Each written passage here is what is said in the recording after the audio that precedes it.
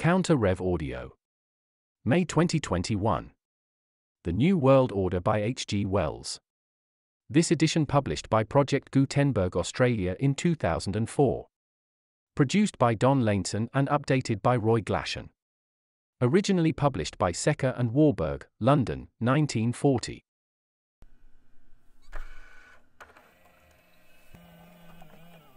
Chapter 1, The End of an Age.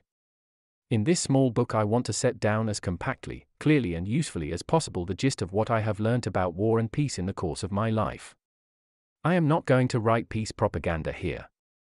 I am going to strip down certain general ideas and realities of primary importance to their framework, and so prepare a nucleus of useful knowledge for those who have to go on with this business of making a world peace. I am not going to persuade people to say yes, yes, for a world peace. Already we have had far too much abolition of war by making declarations and signing resolutions. Everybody wants peace or pretends to want peace, and there is no need to add even a sentence more to the vast volume of such ineffective stuff. I am simply attempting to state the things we must do and the price we must pay for world peace if we really intend to achieve it. Until the Great War, the First World War, one did not bother very much about war and peace. Since then I have almost specialized upon this problem. It is not very easy to recall former states of mind out of which, day by day and year by year, one has grown, but I think that in the decades before 1914 not only I but most of my generation in the British Empire, America, France and indeed throughout most of the civilized world thought that war was dying out. So it seemed to us.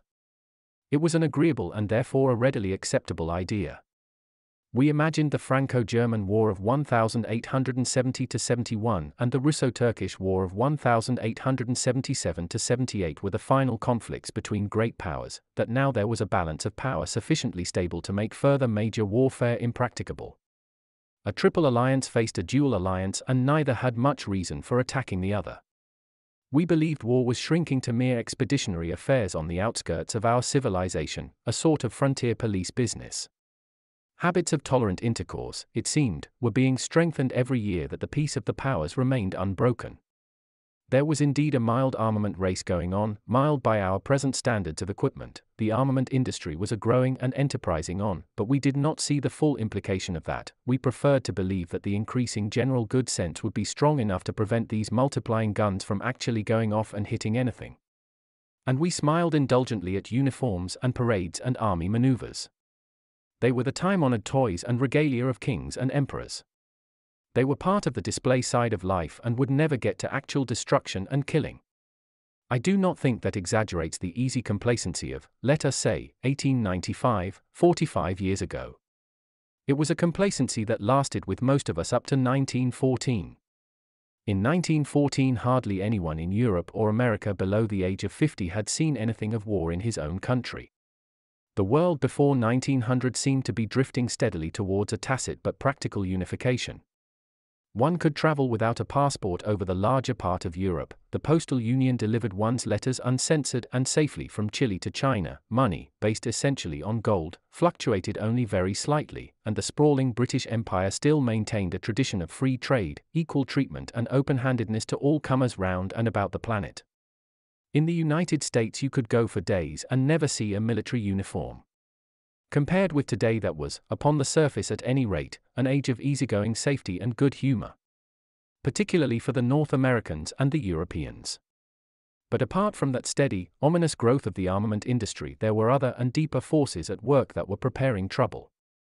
The foreign offices of the various sovereign states had not forgotten the competitive traditions of the 18th century.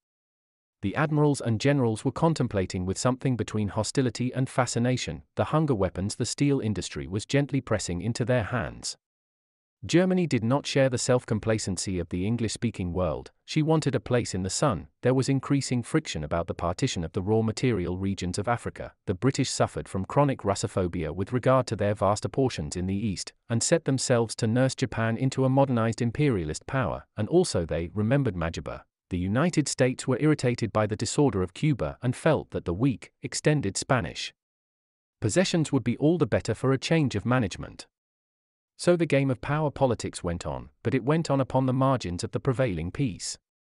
There were several wars and changes of boundaries, but they involved no fundamental disturbance of the general civilized life. They did not seem to threaten its broadening tolerations and understandings in any fundamental fashion. Economic stresses and social trouble stirred and muttered beneath the orderly surfaces of political life, but threatened no convulsion. The idea of altogether eliminating war, of clearing what was left of it away, was in the air, but it was free from any sense of urgency. The Hague Tribunal was established and there was a steady dissemination of the conceptions of arbitration and international law. It really seemed to many that the peoples of the earth were settling down in their various territories to a litigious rather than a belligerent order. If there was much social injustice, it was being mitigated more and more by a quickening sense of social decency. Acquisitiveness conducted itself with decorum and public-spiritedness was in fashion. Some of it was quite honest public-spiritedness. In those days, and they are hardly more than half a lifetime behind us, no one thought of any sort of world administration. That patchwork of great powers and small powers seemed the most reasonable and practicable method of running the business of mankind. Communications were far too difficult for any sort of centralized world controls. Around the World in 80 Days, when it was published 70 years ago, seemed an extravagant fantasy. It was a world without telephone or radio, with nothing swifter than a railway train or more destructive than the earlier types of HE shell. They were marvels. It was far more convenient to administer that world of the balance of power in separate national areas and, since there were such limited facilities for peoples to get at one another and do each other mischiefs, there seemed no harm in ardent patriotism and the complete independence of separate sovereign states. Economic life was largely directed by irresponsible private businesses and private finance which, because of their private ownership, were able to spread out their unifying transactions in a network that paid little attention to frontiers and national, racial or religious sentimentality. Business was much more of a world commonwealth than the political organizations. There were many people, especially in America, who imagined that business might ultimately unify the world and government sink into subordination to its network. Nowadays we can be wise after the event and we can see that below this fair surface of things, disruptive forces were steadily gathering strength. But these disruptive forces played a comparatively small role in the world spectacle of half a century ago, when the ideas of that older generation which still dominates our political life and the political education of its successors, were formed. It is from the conflict of those balance of power and private enterprise ideas, half a century old, that one of the main stresses of our time arises. These ideas worked fairly well in their period, and it is still with extreme reluctance that our rulers, teachers, politicians, face the necessity for a profound mental adaptation of their views, methods and interpretations to these disruptive forces that once seemed so negligible and which are now shattering their old order completely. It was because of this belief in a growing goodwill among nations, because of the general satisfaction with things as they were, that the German declarations of war in 1914 aroused such a storm of indignation throughout the entire comfortable world. It was felt that the German Kaiser had broken the tranquility of the World Club, wantonly and needlessly. The war was fought against the Hohenzollerns. They were to be expelled from the club, certain punitive fines were to be paid and all would be well. That was the British idea of 1914. This out-of-date war business was then to be cleared up once for all by a mutual guarantee by all the more respectable members of the club through a League of Nations. There was no apprehension of any deeper operating causes in that great convulsion on the part of the worthy elder statesmen who made the peace. And so Versailles and its codicils.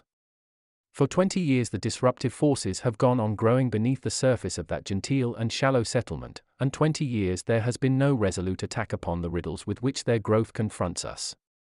For all that period of the League of Nations has been the opiate of liberal thought in the world. Today there is war to get rid of Adolf Hitler, who has now taken the part of the Hohenzollerns in the drama. He too has outraged the club rules and he too is to be expelled. The war, the Chamberlain-Hitler War, is being waged so far by the British Empire in quite the old spirit. It has learnt nothing and forgotten nothing. There is the same resolute disregard of any more fundamental problem. Still the minds of our comfortable and influential ruling class people refuse to accept the plain intimation that their time is over, that the balance of power and uncontrolled business methods cannot continue, and that Hitler, like the Hohenzollerns, is a mere offensive pustule on the face of a deeply ailing world. To get rid of him and his Nazis will be no more a cure for the world's ills than scraping will heal measles. the disease will manifest itself in some new eruption. It is the system of nationalist individualism and uncoordinated enterprise that is the world's disease, and it is the whole system that has to go. It has to be reconditioned down to its foundations or replaced. It cannot hope to muddle through amiably, wastefully and dangerously, a second time. World peace means all that much revolution. More and more of us begin to realize that it cannot mean less. The first thing, therefore, that has to be done in thinking out the primary problems of world peace is to realize this, that we are living in the end of a definite period of history, the period of the sovereign states. As we used to say in the 80s with ever-increasing truth, we are in an age of transition. Now we get some measure of the acuteness of the transition. It is a phase of human life which may lead, as I am trying to show, either to a new way of living for our species or else to a longer or briefer degringolade of violence, misery, destruction, death and the extinction of mankind. These are not rhetorical phrases I am using here, I mean exactly what I say, the disastrous extinction of mankind. That is the issue before us. It is no small affair of parlor politics we have to consider.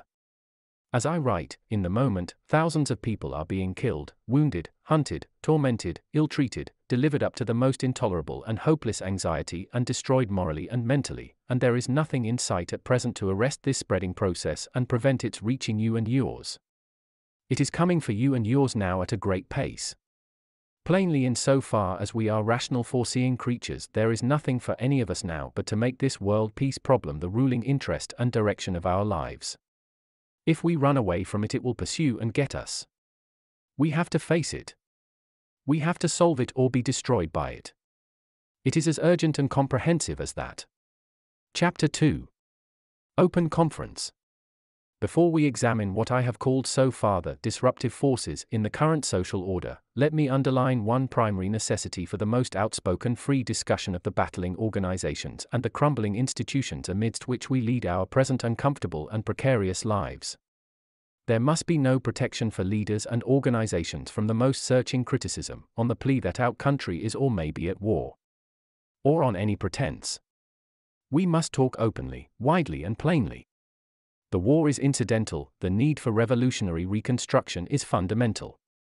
None of us are clear as yet upon some of the most vital questions before us, we are not lucid enough in our own minds to be ambiguous, and a mumbling tactfulness and indirect half-statements made with an eye upon some censor will confuse our thoughts and the thoughts of those with whom we desire understanding, to the complete sterilization and defeat of every reconstructive effort. We want to talk and tell exactly what our ideas and feelings are, not only to our fellow citizens, but to our allies, to neutrals and, above all, to the people who are marshaled in arms against us. We want to get the same sincerity from them.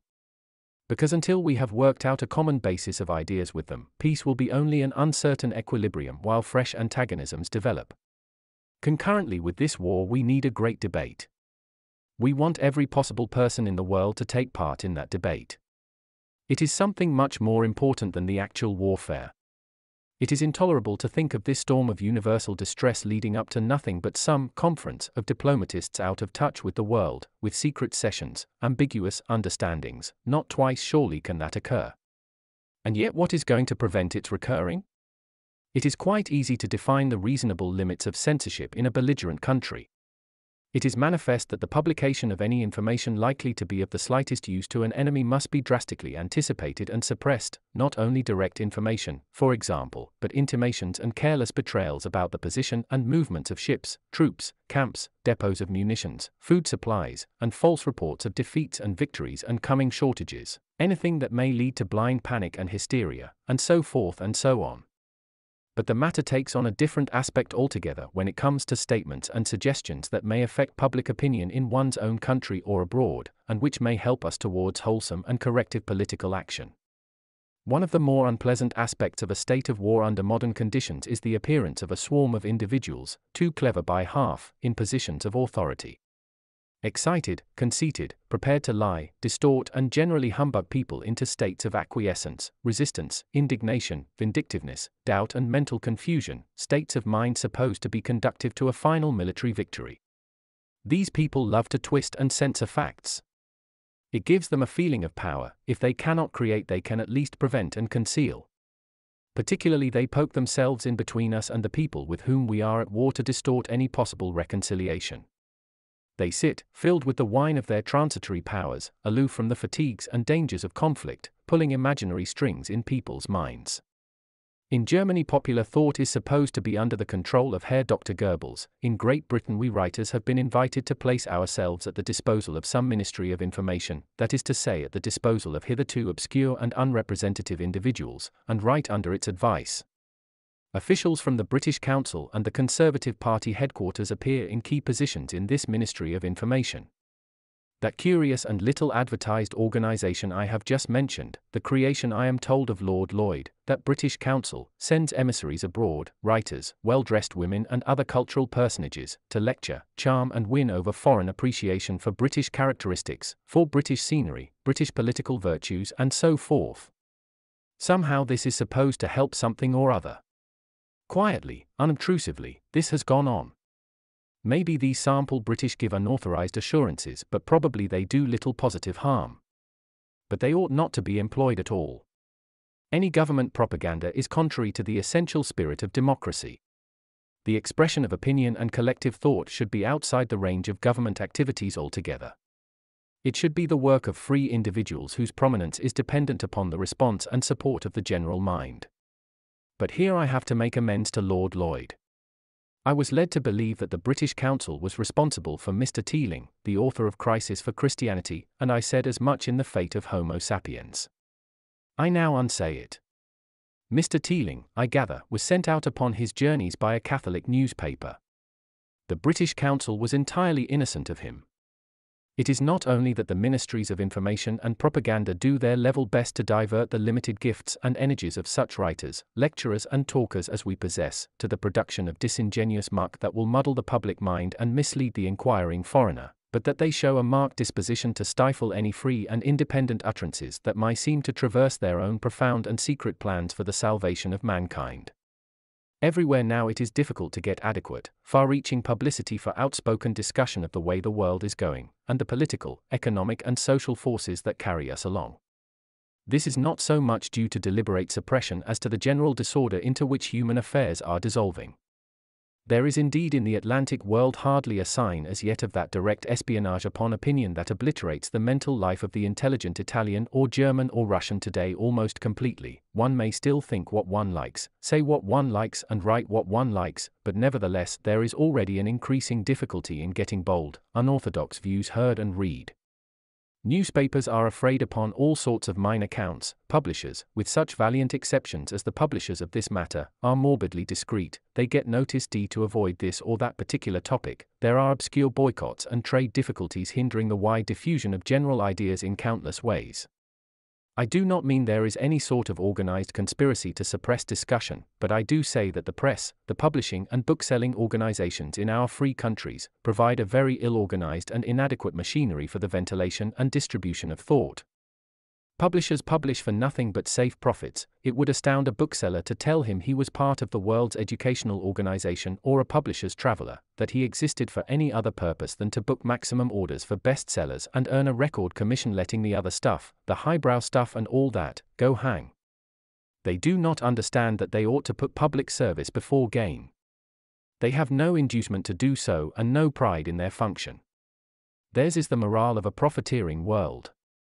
Newspapers like to insert brave-looking articles of conventional liberalism, speaking highly of peace and displaying a noble vagueness about its attainment. Now we are at war, they will publish the fiercest attacks upon the enemy because such attacks are supposed to keep up the fighting spirit of the country, but any ideas that are really loudly and clearly revolutionary they dare not circulate at all. Under these baffling conditions there is no thorough discussion of the world outlook whatever, anywhere. The democracies are only a shade better than the dictatorships in this respect. It is ridiculous to represent them as realms of light at issue with darkness.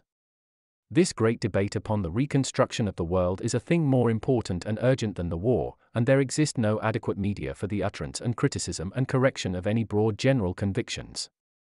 There is a certain fruitless and unproductive spluttering of constructive ideas, but there is little sense of sustained inquiry, few real interchanges, inadequate progress, nothing is settled, nothing is dismissed as unsound and nothing is won permanently. No one seems to hear what anyone else is saying. That is because there is no sense of an audience for these ideologists. There is no effective audience saying rudely and obstinately, what A has said seems important. Will B and C, instead of bombinating in the void, tell us exactly where and why they differ from a dot. And now we have got to the common truth of A, B, C, and D. Here is F saying something. Will he be so good as to correlate what he has to say with A, B, C, and D dot? But there is no such background of an intelligently observant and critical world audience in evidence. There are a few people here and there reading and thinking in disconnected fragments. This is all the thinking our world is doing in the face of planetary disaster. The universities, bless them, are in uniform or silent. We need to air our own minds, we need frank exchanges, if we are to achieve any common understanding. We need to work out a clear conception of the world order we would prefer to this present chaos. We need to dissolve or compromise upon our differences so that we may set our faces with assurance towards an attainable world peace. The air is full of the panaceas of half-wits, none listening to the others and most of them trying to silence the others in their impatience. Thousands of fools are ready to write us a complete prescription for our world troubles. Will people never realize their own ignorance and incompleteness, from which arise this absolute necessity for the plainest statement of the realities of the problem, for the most exhaustive and unsparing examination of differences of opinion, and for the most ruthless canvassing of every possibility, however unpalatable it may seem at first, of the situation? Before anything else, therefore, in this survey of the way to world peace, I put free speech and vigorous publication. It is the thing best worth fighting for. It is the essence of your personal honor. It is your duty as a world citizen to do what you can for that. You have not only to resist suppressions, you have to fight your way out of the fog. If you find your bookseller or newsagent failing to distribute any type of publication whatever, even if you are in entire disagreement with the views of that publication, you should turn the weapon of the boycott upon the offender and find another bookseller or newsagent for everything you read. The would-be world citizen should subscribe also to such organization as the National Council for Civil Liberties. He should use any advantage his position may give him to check suppression of free speech, and he should accustom himself to challenge nonsense politely but firmly and say fearlessly and as clearly as possible what is in his mind and to listen as fearlessly to whatever is said to him, so that he may know better either through reassurance or correction. To get together with other people to argue and discuss, to think and organize and then implement thought is the first duty of every reasonable man. This world of ours is going to pieces. It has to be reconstructed, and it can only be effectively reconstructed in the light.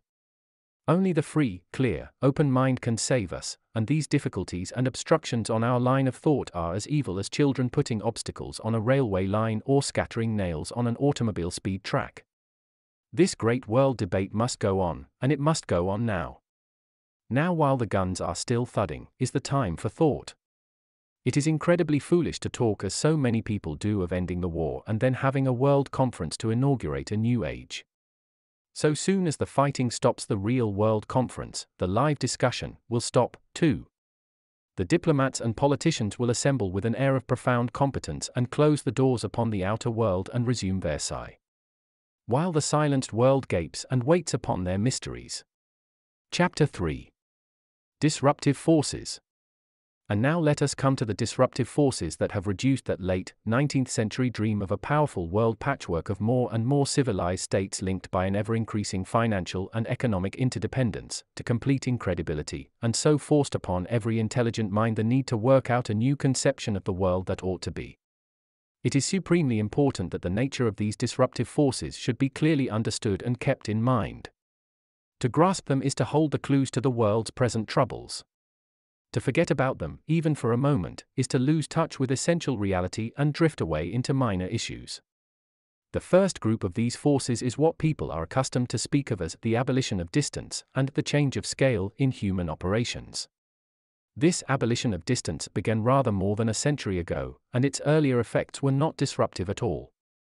It knit together the spreading United States of America over distances that might otherwise have strained their solidarity to the breaking point, and it enabled the sprawling British Empire to sustain contacts round the whole planet. The disruptive influence of the abolition of distance appeared only later. Let us be clear upon its essential significance. For what seemed like endless centuries, the swiftest means of locomotion had been the horse on the high road, the running man, the galley, and the uncertain, weather-ruled sailing ship. There was the Dutchman on skates on his canals, but that was an exceptional culmination of speed and not for general application. The political, social, and imaginative life of man for all those centuries was adapted to these limiting conditions.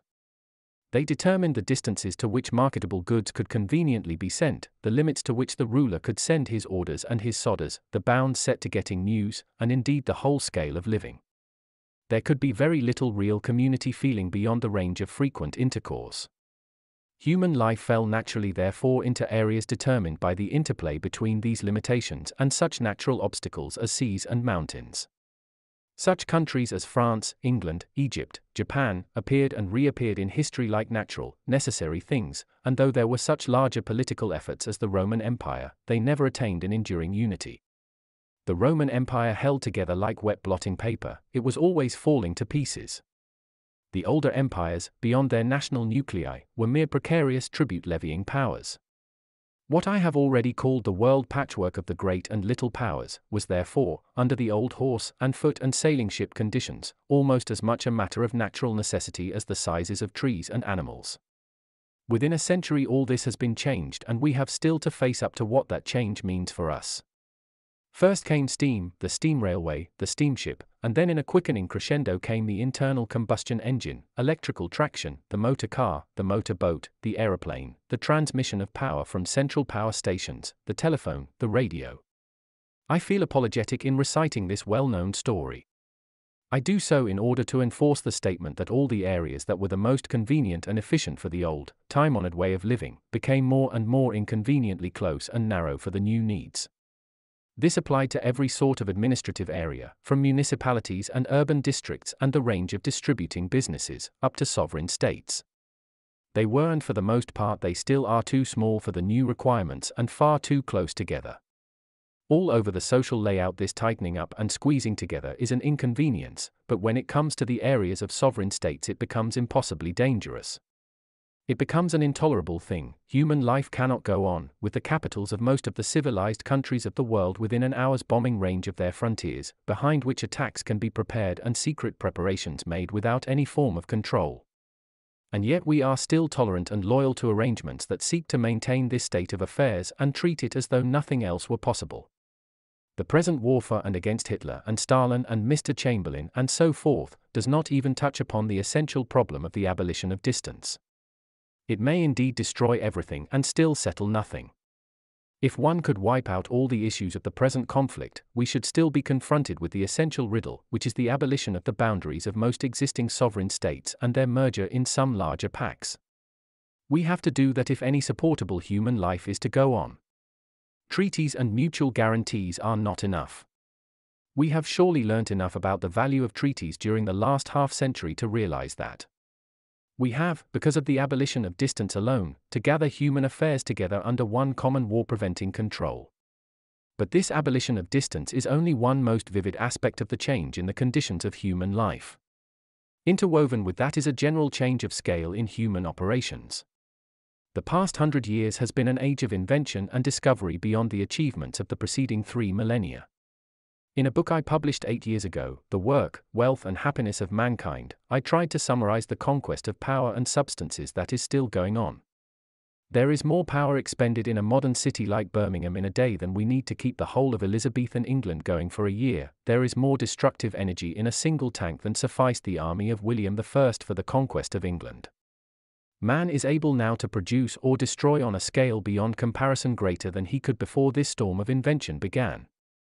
And the consequence is the continual further dislocation of the orderly social life of our great-great-grandfathers. No trade, no profession, is exempt. The old social routines and classifications have been, as people say, knocked silly.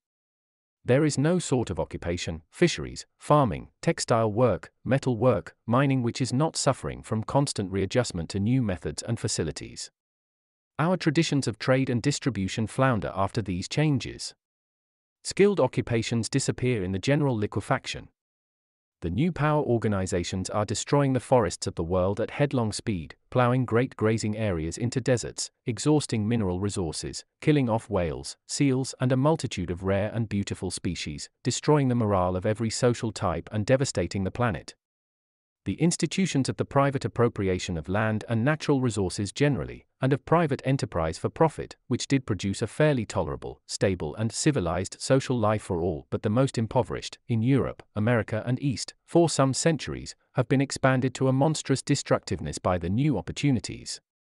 The patient, nibbling, enterprising profit-seeker of the past, magnified and equipped now with the huge claws and teeth the change of scale has provided for him, has torn the old economic order to rags. Quite apart from war, our planet is being wasted and disorganized. Yet the process goes on, without any general control, more monstrously destructive even than the continually enhanced terrors of modern warfare. Now it has to be made clear that these two things, the manifest necessity for some collective world control to eliminate warfare and the less generally admitted necessity for a collective control of the economic and biological life of mankind, are aspects of one and the same process. Of the two, the disorganization of the ordinary life which is going on, war or no war, is the graver and least reversible. Both arise out of the abolition of distance and the change of scale, they affect and modify each other, and unless their parallelism and interdependence are recognized, any projects for world federation or anything of the sort are doomed inevitably to frustration. That is where the League of Nations broke down completely. It was legal, it was political. It was devised by an ex-professor of the old-fashioned history assisted by a few politicians. It ignored the vast disorganization of human life by technical revolutions, big business and modern finance that was going on, of which the Great War itself was scarcely more than a byproduct. It was constituted as though nothing of that sort was occurring. This war storm which is breaking upon us now, due to the continued fragmentation of human government among a patchwork of sovereign states, is only one aspect of the general need for a rational consolidation of human affairs.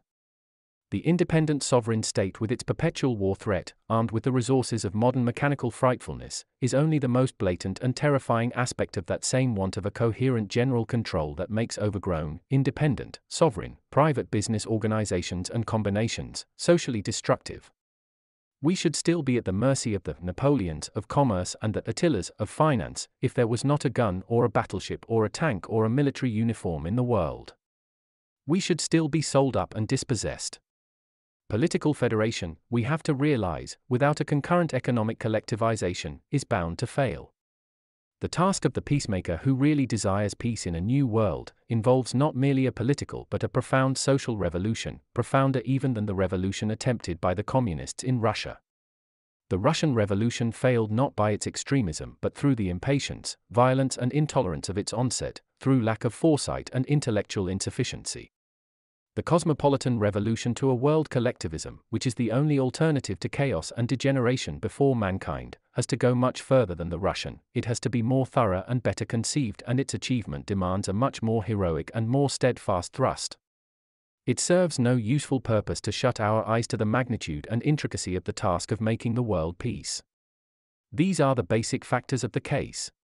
Chapter 4. Class War. Now here it is necessary to make a distinction which is far too frequently ignored. Collectivization means the handling of the common affairs of mankind by a common control responsible to the whole community. It means the suppression of go-as-you-please in social and economic affairs just as much as in international affairs. It means the frank abolition of profit-seeking and of every device by which human and beings contrive to be parasitic on their fellow man. It is the practical realization of the brotherhood of man through a common control. It means all that, and it means no more than that. The necessary nature of that control, the way to attain it and to maintain it have still to be discussed. The early forms of socialism were attempts to think out and try out collectivist systems. But with the advent of Marxism, the larger idea of collectivism became entangled with a smaller one, the perpetual conflict of people in any unregulated social system to get the better of one another. Throughout the ages this has been going on. The rich, the powerful generally, the more intelligent and acquisitive have got away with things, and sweated, oppressed, enslaved, bought and frustrated the less intelligent, the less acquisitive and the unwary. The haves in every generation have always got the better of the have-nots, and the have-nots have always resented the privations of their disadvantage. So it is, and so in the uncollectivized world it has always been. The bitter cry of the expropriated man echoes down the ages from ancient Egypt and the Hebrew prophets, denouncing those who grind the faces of the poor. At times the have-nots have been so uneducated, so helplessly distributed among their more successful fellows that they have been incapable of social disturbance, but whenever such developments as plantation of factory labor, the accumulation of men in seaport towns, the disbanding of armies, famine and so forth, brought together masses of men at the same disadvantage, their individual resentments flowed together and became a common resentment. The miseries underlying human society were revealed. The haves found themselves assailed by resentful, vindictive revolt. Let us note that these revolts of the have-nots throughout the ages have sometimes been very destructive, but that invariably they have failed to make any fundamental change in this old story of getting and not getting the upper hand. Sometimes the have-nots have frightened or otherwise moved the haves to more decent behavior. Often the have-nots have found a champion who has ridden to power on their wrongs. Then the ricks were burnt or the chateaux. The aristocrats were guillotined and their heads carried on exemplary pikes. Such storms passed, and when they passed, there for all practical purposes was the old order returning again, new people but the old inequalities returning inevitably, with only slight variations in appearance and phraseology, under the condition of a non-collective social order. The point to note is that in the unplanned scramble of human life through the centuries of the horse and foot period, these incessantly recurring outbreaks of the losers against the winners have never once produced any permanent amelioration of the common lot, or greatly changed the features of the human community. Not once. The have-nots have never produced the intelligence and the ability, and the haves have never produced the conscience, to make a permanent alteration of the rules of the game. Slave revolts, peasant revolts, revolts of the proletariat have always been fits of rage, acute social fevers which have passed. The fact remains that history produces no reason for supposing that the have-nots, considered as a whole, have available any reserves of directive and administrative capacity and disinterested devotion, superior to that of the more successful classes. Morally, intellectually, there is no reason to suppose them better. Many potentially able people may miss education and opportunity, they may not be inherently inferior, but nevertheless they are crippled and incapacitated and kept down. They are spoilt. Many specially gifted people may fail to make good in a jostling, competitive, acquisitive world and so fall into poverty and into the baffled, limited ways of living of the commonalty, but they too are exceptions. The idea of a right-minded proletariat ready to take things over is a dream. As the collectivist idea has developed out of the original propositions of socialism, the more lucid thinkers have put this age-long bitterness of the haves and the have-nots into its proper place as the most distressing part, but still only as part, of the vast wastage of human resources that their disorderly exploitation entailed. In the light of current events they have come to realize more and more clearly that the need and possibility of arresting this waste by a worldwide collectivization is becoming continually more possible and at the same time imperative. They have had no delusions about the education and liberation that is necessary to gain that end. They have been moved less by moral impulses and sentimental pity and so forth, admirable but futile motives, as by the intense intellectual irritation of living in a foolish and destructive system. They are revolutionaries not because the present way of living is a hard and tyrannous way of living, but because it is from top to bottom exasperatingly stupid. But thrusting athwart the socialist movement towards collectivization and its research for some competent directive organization of the world's affairs, came the clumsy initiative of Marxism with its class war dogma, which has done more to misdirect and sterilize human goodwill than any other misconception of reality that has ever stultified human effort. Marx saw the world from a study and through the hazes of a vast ambition. He swam in the current ideologies of his time, and so he shared the prevalent socialist drive towards collectivization. But while his sounder-minded contemporaries were studying means and ends, he jumped from a very imperfect understanding of the trades union movement in Britain to the wildest generalizations about the social process. He invented and antagonized two phantoms. One was the capitalist system, the other the worker. There never has been anything on earth that could be properly called a capitalist system. What was the matter with his world was manifestly its entire want of system. What the socialists were feeling their way towards was the discovery and establishment of a world system. The haves of our period were and are a fantastic miscellany of people, inheriting or getting their power and influence by the most various of the interbreeding social solidarity even of a feudal aristocracy or an Indian caste. But Marx, looking rather into his inner consciousness than at any concrete reality, evolved that monster system on his right. Then over against it, still gazing into that vacuum, he discovered on the left the proletarians being steadily expropriated and becoming class-conscious. They were just as endlessly various in reality as the people at the top of the scramble, in reality but not in the mind of the communist seer. There they consolidated rapidly. So while other men toiled at this gigantic problem of collectivization, Marx found his almost childishly simple recipe. All you had to do was to tell the workers that they were being robbed and enslaved by this wicked capitalist system devised by the bourgeoisie. They need only unite, they had nothing to lose but their chains. The wicked capitalist system was to be overthrown, with a certain vindictive liquidation of capitalists in general and the bourgeoisie in particular, and a millennium would ensue under a purely workers' control, which Lenin later on was to crystallize into a phrase of supra-theological mystery, the dictatorship of the proletariat. The proletarians need learn nothing, plan nothing, they were right and good by nature, they would just take over. The infinitely various envies, hatreds and resentments of the have-nots were to fuse into a mighty creative drive. All virtue resided in them, all evil in those who had bettered them. One good thing there was in this new doctrine of the class war, it inculcated a much-needed brotherliness among the workers, but it was balanced by the organization of class hate.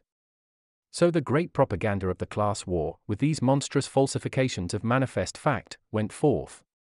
Collectivization would not so much be organized as appear magically when the incubus of capitalism and all those irritatingly well-to-do people were lifted off the great proletarian soul. Marx was a man incapable in money matters and much bothered by tradesmen's bills.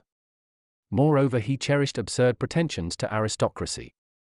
The consequence was that he romanced about the lovely life of the Middle Ages as if he were another Belloc and concentrated his animus about the bourgeoisie, whom he made responsible for all those great disruptive forces in human society that we have considered.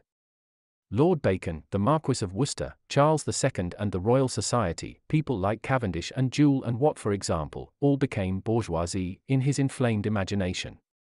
During its reign of scarce a century, he wrote in the Communist Manifesto, the bourgeoisie has created more powerful, more stupendous forces of production than all preceding generations rolled into one.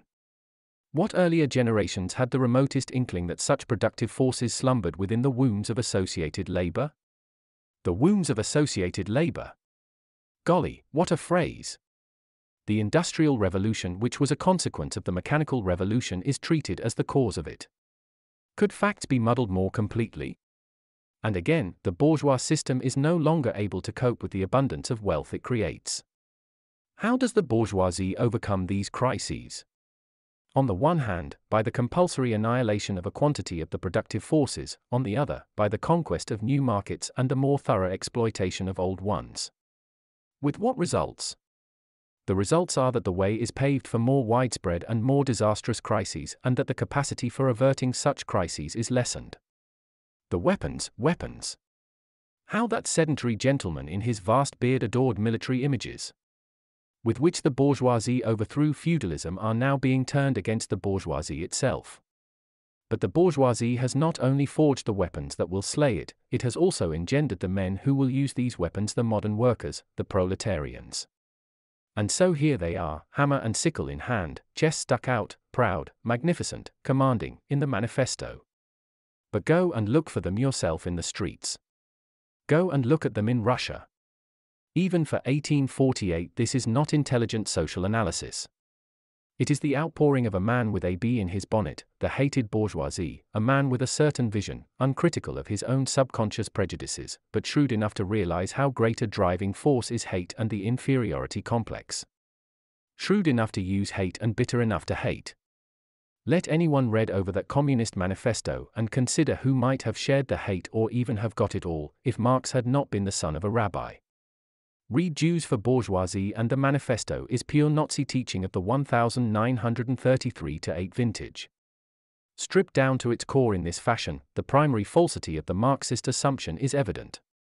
But it is one of the queer common weakness of the human mind to be uncritical of primary assumptions and to smother up any inquiry into their soundness in secondary elaboration, in technicalities and conventional formula. Most of our systems of belief rest upon rotten foundations, and generally these foundations are made sacred to preserve them from attack. They become dogmas in a sort of holy of holies. It is shockingly uncivil to say, but that is nonsense. The defenders of all the dogmatic religions fly into rage and indignation when one touches on the absurdity of their foundations. Especially if one laughs. That is blasphemy. This avoidance of fundamental criticism is one of the greatest dangers to any general human understanding. Marxism is no exception to the universal tendency. The capitalist system has to be a real system, the bourgeoisie an organized conspiracy against the workers, and every human conflict everywhere has to be an aspect of the class war, or they cannot talk to you. They will not listen to you. Never once has there been an attempt to answer the plain things I have been saying about them for a third of a century. Anything not in their language flows off their minds like water off a duck's back. Even Lenin, by far the subtlest mind in the communist story, has not escaped this pitfall, and when I talked to him in Moscow in 1920 he seemed quite unable to realize that the violent conflict going on in Ireland between the Catholic nationalists and the Protestant garrison was not his sacred insurrection of the proletariat in full blast. Today there is quite a number of writers, and among them there are men of science who ought to think better, solemnly elaborating a pseudo-philosophy of science and society upon the deeply buried but entirely nonsensical foundations laid by Marx. Month by month the industrious Left Book Club pours a new volume over the minds of its devotees to sustain their mental habits and pickle them against the septic influence of unorthodox literature. A party index of forbidden books will no doubt follow. Distinguished professors with solemn delight in their own remarkable ingenuity, lecture and discourse and even produce serious-looking volumes upon the superiority of Marxist physics and Marxist research to the unbranded activities of the human mind. One tries not to be rude to them, but it is hard to believe they are not deliberately playing the fool with their brains. Or have they a feeling that revolutionary communism is ahead, and are they doing their best to rationalize it with an eye to those red days to come? See Hogben's Dangerous Thoughts. Here I cannot pursue in any detail the story of the rise and corruption of Marxism in Russia. It confirms in every particular my contention that the class war idea is an entanglement and perversion of the world drive towards a world collectivism, a wasting disease of cosmopolitan socialism. It has followed in its general outline the common history of every revolt of the have-nots since history began. Russia in the shadows displayed an immense inefficiency and sank slowly to Russia in the dark. Its galaxy of incompetent foremen, managers, organizers and so forth, developed the most complicated system of self-protection against criticism. They sabotaged one another, they intrigued against one another. You can read the quintessence of the thing in Little Page's In Search of Soviet Gold. And like every other have-not revolt since the dawn of history, hero worship took possession of the insurgent masses. The inevitable champion appeared. They escaped from the Tsar, and in 20 years they are worshipping Stalin, originally a fairly honest, unoriginal, ambitious revolutionary, driven to self-defensive cruelty and inflated by flattery to his present quasi-divine autocracy.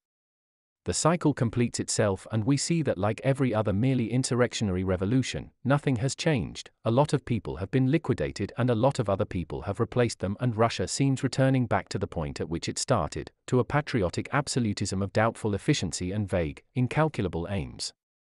Stalin, I believe, is honest and benevolent in intention. He believes in collectivism simply and plainly. He is still under the impression that he is making a good thing of Russia and of the countries within her sphere of influence, and he is self-righteously impatient of criticism or opposition. His successor may not have the same disinterestedness. But I have written enough to make it clear why we have to dissociate collectivization altogether from the class war in our minds. Let us waste no more time on the spectacle of the Marxist putting the cart in front of the horse and tying himself up with the harness. We have to put all this proletarian distortion of the case out of our minds and start afresh upon the problem of how to realize the new and unprecedented possibilities of world collectivization that have opened out upon the world in the past 100 years. That is a new story. An entirely different story. We human beings are facing gigantic forces that will either destroy our species altogether or lift it to an altogether unprecedented level of power and well-being. These forces have to be controlled or we shall be annihilated. But completely controlled they can abolish slavery by the one sure means of making these things unnecessary. Class war communism has its opportunity to realize all this, and it has failed to make good. So far it has only replaced one autocratic Russia by another. Russia, like all the rest of the world, is still facing the problem of the competent government of a collective system. She has not solved it. The dictatorship of the proletariat has failed us. We have to look for possibilities of control in other directions. Are they to be found? Note: a friendly advisor reading the passage on p.47 protests against the wombs of associated labor as a mistranslation of the original German of the manifesto. I took it from the translation of Professor Hirendranath Mukherjee in an Indian student's journal, Sri Harsha, which happened to be at my desk. But my advisor produces Lily G. Aitken and Frank C. Budgen in a Glasgow Socialist Labour Press publication, who gave it as The Lap of Social Labour, which is more refined but pure nonsense. The German word is Schoss, and in its widest sense it means the whole productive maternal outfit from bosom to knees, and here quite definitely the womb. The French translation gives sein, which at the first glance seems to carry gentility to an even higher level. But as you can say in French that an expectant mother carries her child in her sein, I think Professor Mukherjee has it. Thousands of reverent young communists must have read that lap without observing its absurdity. Marx is trying to make out that the increase of productive efficiency was due to association in factories. A better phrase to express his wrong-headed intention would have been the coordinated operations of workers massed in factories. Chapter 5: Unsalted Youth. We have now to examine these disruptive forces a little more closely, these disruptive forces which are manifestly overstraining and destroying the social and political system in which most of us have been reared. At what particular points in our political and social life are these disruptive forces discovering breaking points? Chief among these breaking points, people are beginning to realize more and more clearly, is the common, half-educated young man. One particular consequence of the onrush of power and invention in our time is the release of a great flood of human energy in the form of unemployed young people. This is a primary factor of the general political instability. We have to recognize that humanity is not suffering, as most animal species when they suffer to do, from hunger or want in any material form. It is threatened not by deficiency but by excess. It is plethoric. It is not lying down to die through physical exhaustion, it is knocking itself to pieces. Measured by any standards except human contentment and ultimate security, mankind appears to be much wealthier now than in 1918. The qualities of power and material immediately available are much greater. What is called productivity in general is greater. But there is sound reason for supposing that a large part of this increased productivity is really a swifter and more thorough exploitation of irreplaceable capital. It is a process that cannot go on indefinitely. It rises to a maximum and then the feast is over. Natural resources are being exhausted at a great rate, and the increased output goes into war munitions whose purpose is destruction, and into sterile indulgences no better than waste. Man, heir of the ages, is a demoralized spendthrift, in a state of galloping consumption, living on stimulants. When we look into the statistics of population, there is irrefutable proof that everywhere we are passing a maximum. See for this Enid Charles The Twilight of Parenthood, or R. Kuczynski's measurement of population growth, and that a rapid decline is certain not only in Western Europe but throughout the world. There is sound reason for doubting the alleged vast increase of the Russian people. See Sovereign Stalin. Nevertheless, because of the continually increasing efficiency of productive methods, the relative pressure of this new unemployed class increases. The mob of the 20th century is quite different from the almost animal mob of the 18th century. It is a restless sea of dissatisfied young people, of young men who can find no outlet for their natural urgencies and ambitions, young people quite ready to make trouble as soon as they are shown how. In the technically crude past, the illiterate have-nots were sweated and overworked. It was easy to find toil to keep them all busy. Such surplus multitudes are wanted no more. Toil is no longer marketable. Machines can toil better and with less resistance. These frustrated multitudes have been made acutely aware of their own frustration. The gap of their always partly artificial disadvantage has been greatly diminished because now they all read. Even for incidental employment it has been necessary to teach them that, and the new reading public thus created has evoked a press and literature of excitement and suggestion. The cinema and the radio dazzle them with spectacles of luxury and unrestricted living. They are not the helpless Hodges and factory fodder of 100 years ago. They are educated up to what must have been the middle-class level in 1889. They are indeed largely a squeezed-out middle class, restless, impatient and as we shall see extremely dangerous. They have assimilated almost all of the lower strata that were formerly illiterate drudges. And this modernized excess population has no longer any social humility. It has no belief in the infallible wisdom of its rulers. It sees them too clearly, it knows about them, their waste, vices and weaknesses, with an even exaggerated vividness. It sees no reason for its exclusion from the good things of life by such people. It has lost enough of its inferiority to realize that most of that inferiority is arbitrary and artificial. You may say that this is a temporary state of affairs, that the fall in population will presently relieve the situation by getting rid of this surplus of the not wanted. But it will do nothing of the sort. As population falls, consumption will fall. Industries will still be producing more and more efficiently for a shrinking market, and they will be employing fewer and fewer hands. A state of 5 million people with 500,000 of useless hands will be twice as unstable as 40 million with 2 million standing off. So long as the present state of affairs continues, this stratum of perplexed young people out of it will increase relatively to the total community. It is still not realized as clearly as it should be how much the troubles of the present time are due to this new aspect of the social puzzle. But if you will scrutinize the events of the past half-century in the light of this idea, you will see more and more convincingly that it is mainly through this growing mass of unfulfilled desire that the disruptive forces manifest themselves. The eager and adventurous unemployed young are indeed the shock troops in the destruction of the old social order everywhere.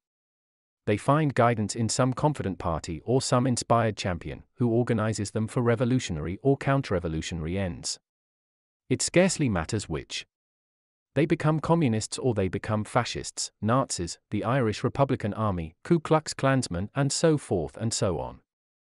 The essence is the combination of energy, frustration, and discontent.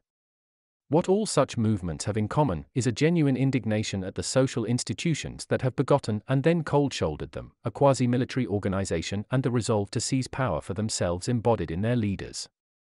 A wise and powerful government would at any cost anticipate and avert these destructive activities by providing various and interesting new employment and the necessary condition for a satisfying successful life for everyone. These young people are life. The rise of the successful leader only puts off the trouble for a time. He seizes power in the name of his movement. And then? When the seizure of power has been effected, he finds himself obliged to keep things going, to create justification for his leadership, exciting enterprises, urgencies. A leader of vision with adequate technical assistance might conceivably direct much of the human energy he has embodied into creative channels.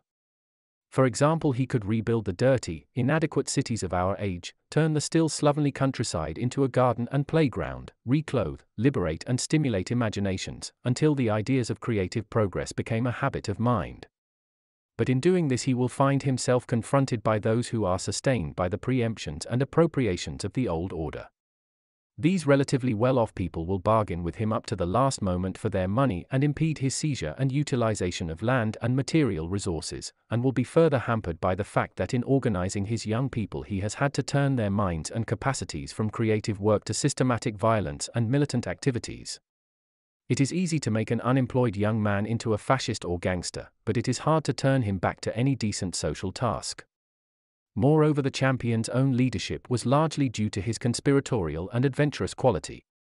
He is himself unfit for a creative job. He finds himself a fighter at the head of a fighting pack. And furthermore, unless his country is on the scale of Russia and the United States, whatever he attempts in order to make good his promises of an abundant life, has to be done in face of that mutual pressure of the sovereign states due to the abolition of distance and change of scale which we have already considered. He has no elbow room in which to operate. The resultant of these convergent difficulties is to turn him and his fighting pack releasing flux of predatory war. Everywhere in the world, under varying local circumstances, we see governments primarily concerned with this supreme problem of what to do with these young adults who are unemployable under present conditions. We have to realize that and bear it constantly in mind. It is there in every country. It is the most dangerous and wrong-headed view of the world situation, to treat the totalitarian countries as differing fundamentally from the rest of the world. The problem of reabsorbing the unemployable adult is the essential problem in all states. It is the common shape to which all current political dramas reduce. How are we to use up or slake this surplus of human energy? The young are the live core of our species. The generation below 16 or 17 has not yet begun to give trouble, and after 40, the ebb of vitality disposes men to accept the lot that has fallen to them. Franklin Roosevelt and Stalin find themselves in control of vast countries underdeveloped or so misdeveloped that their main energies go into internal organization or reorganization. They do not press against their frontiers therefore, and they do not threaten war. The recent Russian annexations have been precautionary defensive. But all the same, both Russia and America have to cater for that troublesome social stratum quite as much as Europe. The New Deal is plainly an attempt to achieve a working socialism and avert a social collapse in America. It is extraordinarily parallel to the successive policies and plans of the Russian experiment. Americans shirk the word socialism, but what else can one call it? The British oligarchy, demoralized and slack with the accumulated wealth of a century of advantage, bought off social upheaval for a time by the deliberate and socially demoralizing appeasement of the dole. It has made no adequate effort to employ or educate these surplus people, it has just pushed the dole at them. It even tries to buy off the leader of the Labour Party with a salary of £2,000 a year. Whatever we may think of the quality and deeds of the Nazi or fascist regimes or the follies of their leaders, we must at any rate concede that they attempt, however clumsily, to reconstruct life in a collectivist direction. They are efforts to adjust and construct, and so far they are in advance of the British ruling class. The British Empire has shown itself the least constructive of all governing networks. It produces no new deals, no 5-year plans, it keeps on trying to stave off its inevitable dissolution and carry on upon the old lines, and apparently it will do that until it has nothing more to give away. Peace in our time, that foolishly premature self-congratulation of Mr. Chamberlain, is manifestly the guiding principle of the British elder statesman. It is that natural desire we all begin to feel after 60 to sit down comfortably somewhere. Unprogressive tranquility they want at any price, even at the price of a preventive war. This astonishing bunch of rulers has never revealed any conception whatever of a common future before its sprawling empire. There was a time when that empire seemed likely to become the nexus of a world system, but now manifestly it has no future but disintegration. Apparently its rulers expected it to go on just as it was forever. Bit by bit its component parts have dropped away and become quasi-independent powers, generally after an unedifying struggle. Southern Ireland, for example, is neutral in the present war. South Africa hesitated. Now, and that is why this book is being written, these people, by a string of almost incredible blunders, have entangled what is left of their empire in a great war to end Hitler, and they have absolutely no suggestion to offer their antagonists and the world at large of what is to come after Hitler. Apparently they hope to paralyze Germany in some as yet unspecified fashion, and then to go back to their golf links or the fishing stream and doze by the fire after dinner. That is surely one of the most astounding things in history, the possibility of death and destruction beyond all reckoning, and our combatant governments have no idea of what is to follow when the overthrow of Hitler is accomplished. They seem to be as void of any sense of the future, as completely empty-headed about the aftermath of their campaigns, as one of those American Tories who are just out against FDR, damn him. So the British Empire remains, paying its way down to ultimate bankruptcy, buying itself a respite from the perplexing problems of the future, with the accumulated wealth and power of its past. It is rapidly becoming the most backward political organization in the world. But sooner or later it will have no more money for the dole and no more allies to abandon nor dominions to yield up to their local bosses, and then possibly its disintegration will be complete, RIP, leaving intelligent English people to line up at last with America and the rest of the intelligent world and face the universal problem. Which is, how are we to adapt ourselves to these mighty disruptive forces that are shattering human society as it is at present constituted? In the compressed countries which have little internal scope and lack the vast natural resources of the Russian and Atlantic communities, the internal tension makes more directly for aggressive warfare, but the fundamental driving force behind their aggressiveness is still the universal trouble, that surplus of young men. Seen in this broader vision, the present war falls into its true proportions as a stupid conflict upon secondary issues, which is delaying and preventing an overdue world adjustment. That is may kill hundreds of thousands of people does not alter that. An idiot with a revolver can murder a family. He remains an idiot.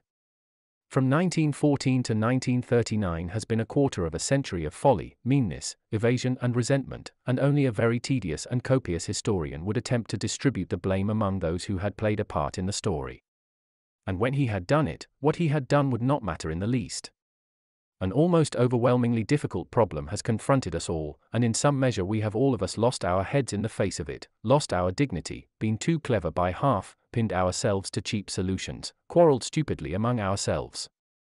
We have erred and strayed. We have lest undone those things that we ought to have done, and we have done those things which we ought not to have done, and there is no health in us. I do not see any way to a solution of the problem of world peace unless we begin with a confession of universal wrong-thinking and wrongdoing. Then we can sit down to the question of a solution with some reasonable prospect of finding an answer. Now let us assume that we are a number of intelligent men, German, French, English, American, Italian, Chinese and so forth, who have decided in consequence of the war and in spite of the war, while the war is still going on, to wipe out all these squabbling bygones from our minds, and discuss plainly and simply the present situation of mankind. What is to be done with the world? Let us recapitulate the considerations that so far have been brought in, and what prospects they open, if any, of some hopeful concerted action that would so revolutionize the human outlook as to end war and that hectic recurrent waste of human life and happiness, forever. Firstly, then, it has been made apparent that humanity is at the end of an age of fragmentation in the management of its affairs, fragmentation politically among separate sovereign states and economically among unrestricted business of organizations competing for profit. The abolition of distance, the enormous increase of available power, root causes of all our troubles, have suddenly made what was once a tolerable working system a system that was perhaps with all its inequalities and injustices the only practicable working system in its time enormously dangerous and wasteful, so that it threatens to exhaust and destroy our world altogether. Man is like a feckless heir who has suddenly been able to get at his capital and spend it as though it were income. We are living in a phase of violent and irreparable expenditure. There is an intensified scramble among nations and among individuals to acquire, monopolize and spend. The dispossessed young find themselves hopeless unless they resort to violence. They implement the ever-increasing instability. Only a comprehensive collectivization of human affairs can arrest this disorderly self-destruction of mankind. All this has been made plain in what has gone before. This essential problem, the problem of collectivization, can be viewed from two reciprocal points of view and stated in two different ways. We can ask, what is to be done to end the world chaos, and also, how can we offer the common young man a reasonable and stimulating prospect of a full life? These two questions are the obverse and reverse of one question. What answers one answers the other.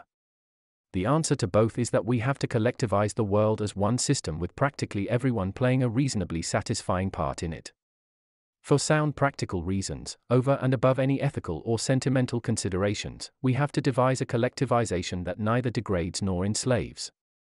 Our imaginary world conference then has to turn itself to the question of how to collectivize the world, so that it will remain collectivized and yet enterprising, interesting and happy enough to content that common young man who will otherwise reappear, baffled and sullen, at the street corners and throw it into confusion again.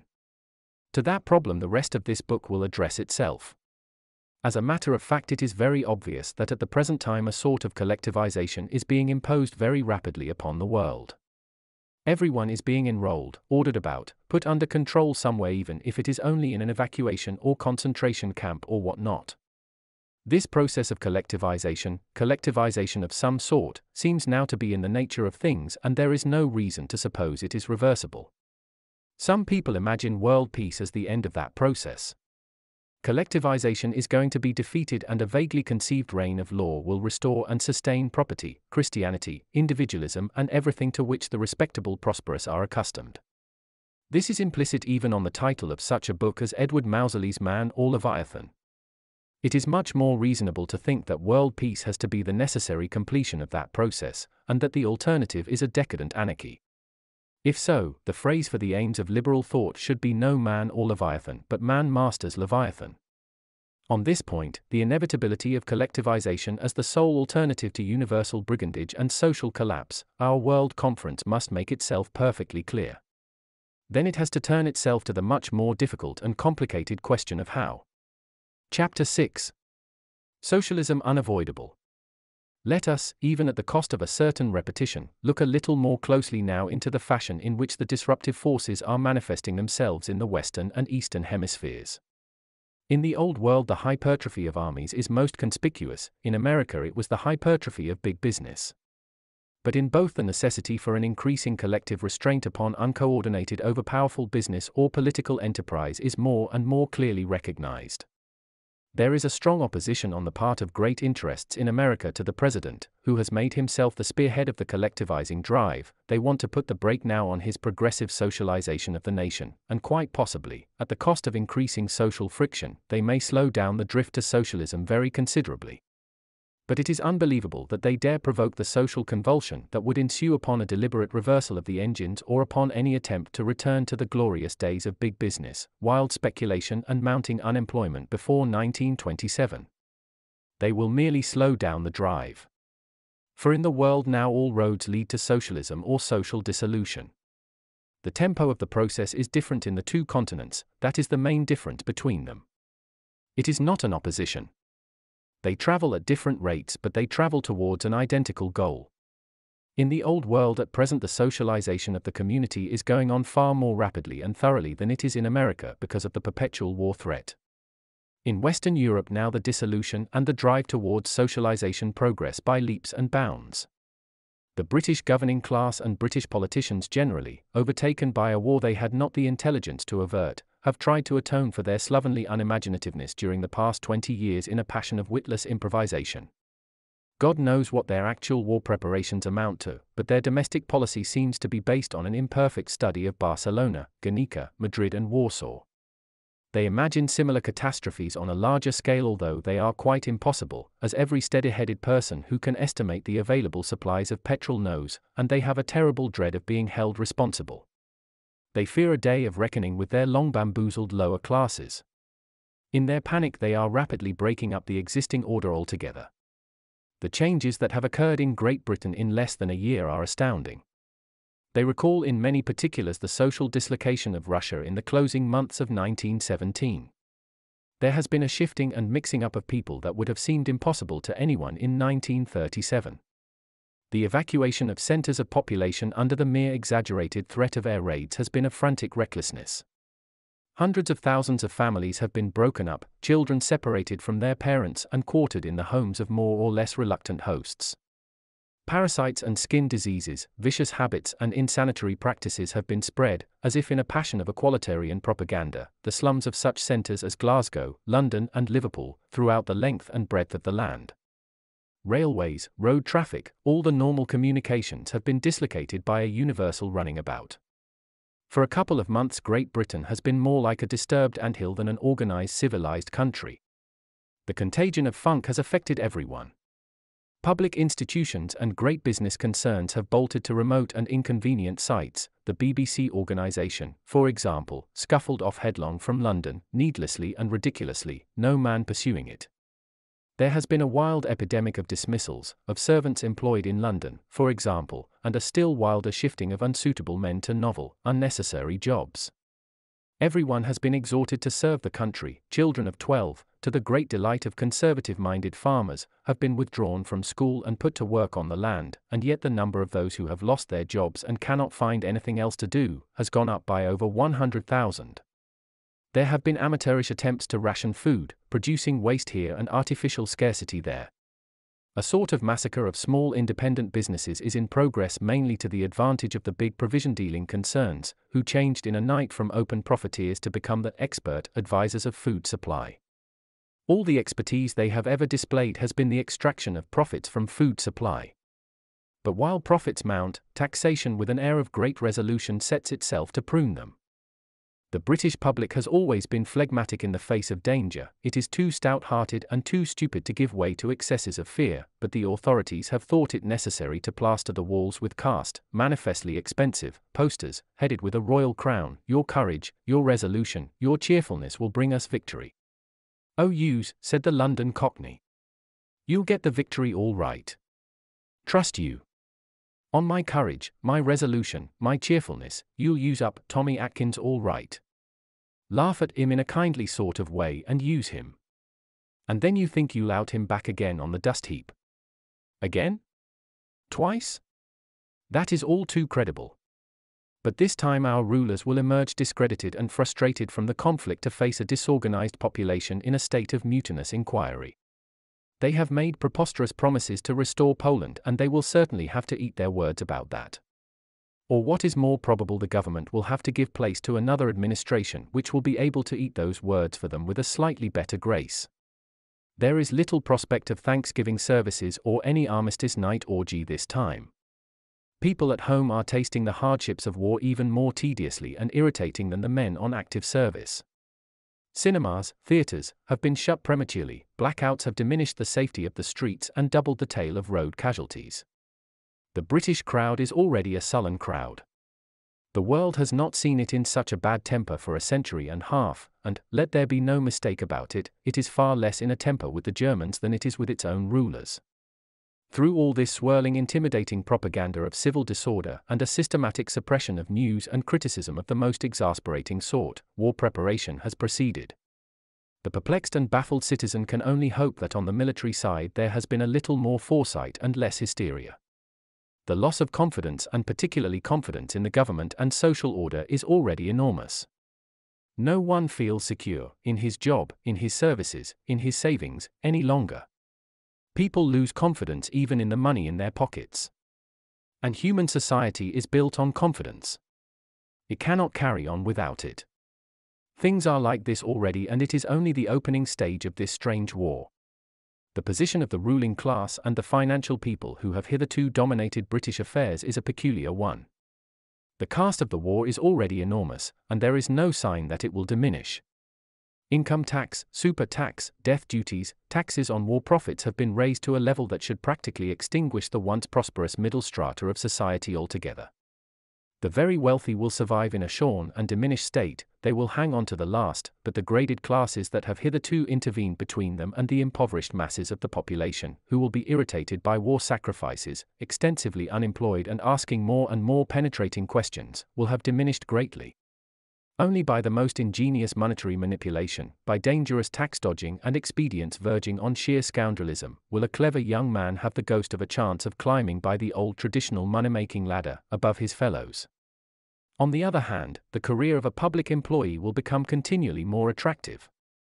There is more interest in it and more self-respect. The longer the war continues, the completer and more plainly irreparable will be the dissolution of the old order.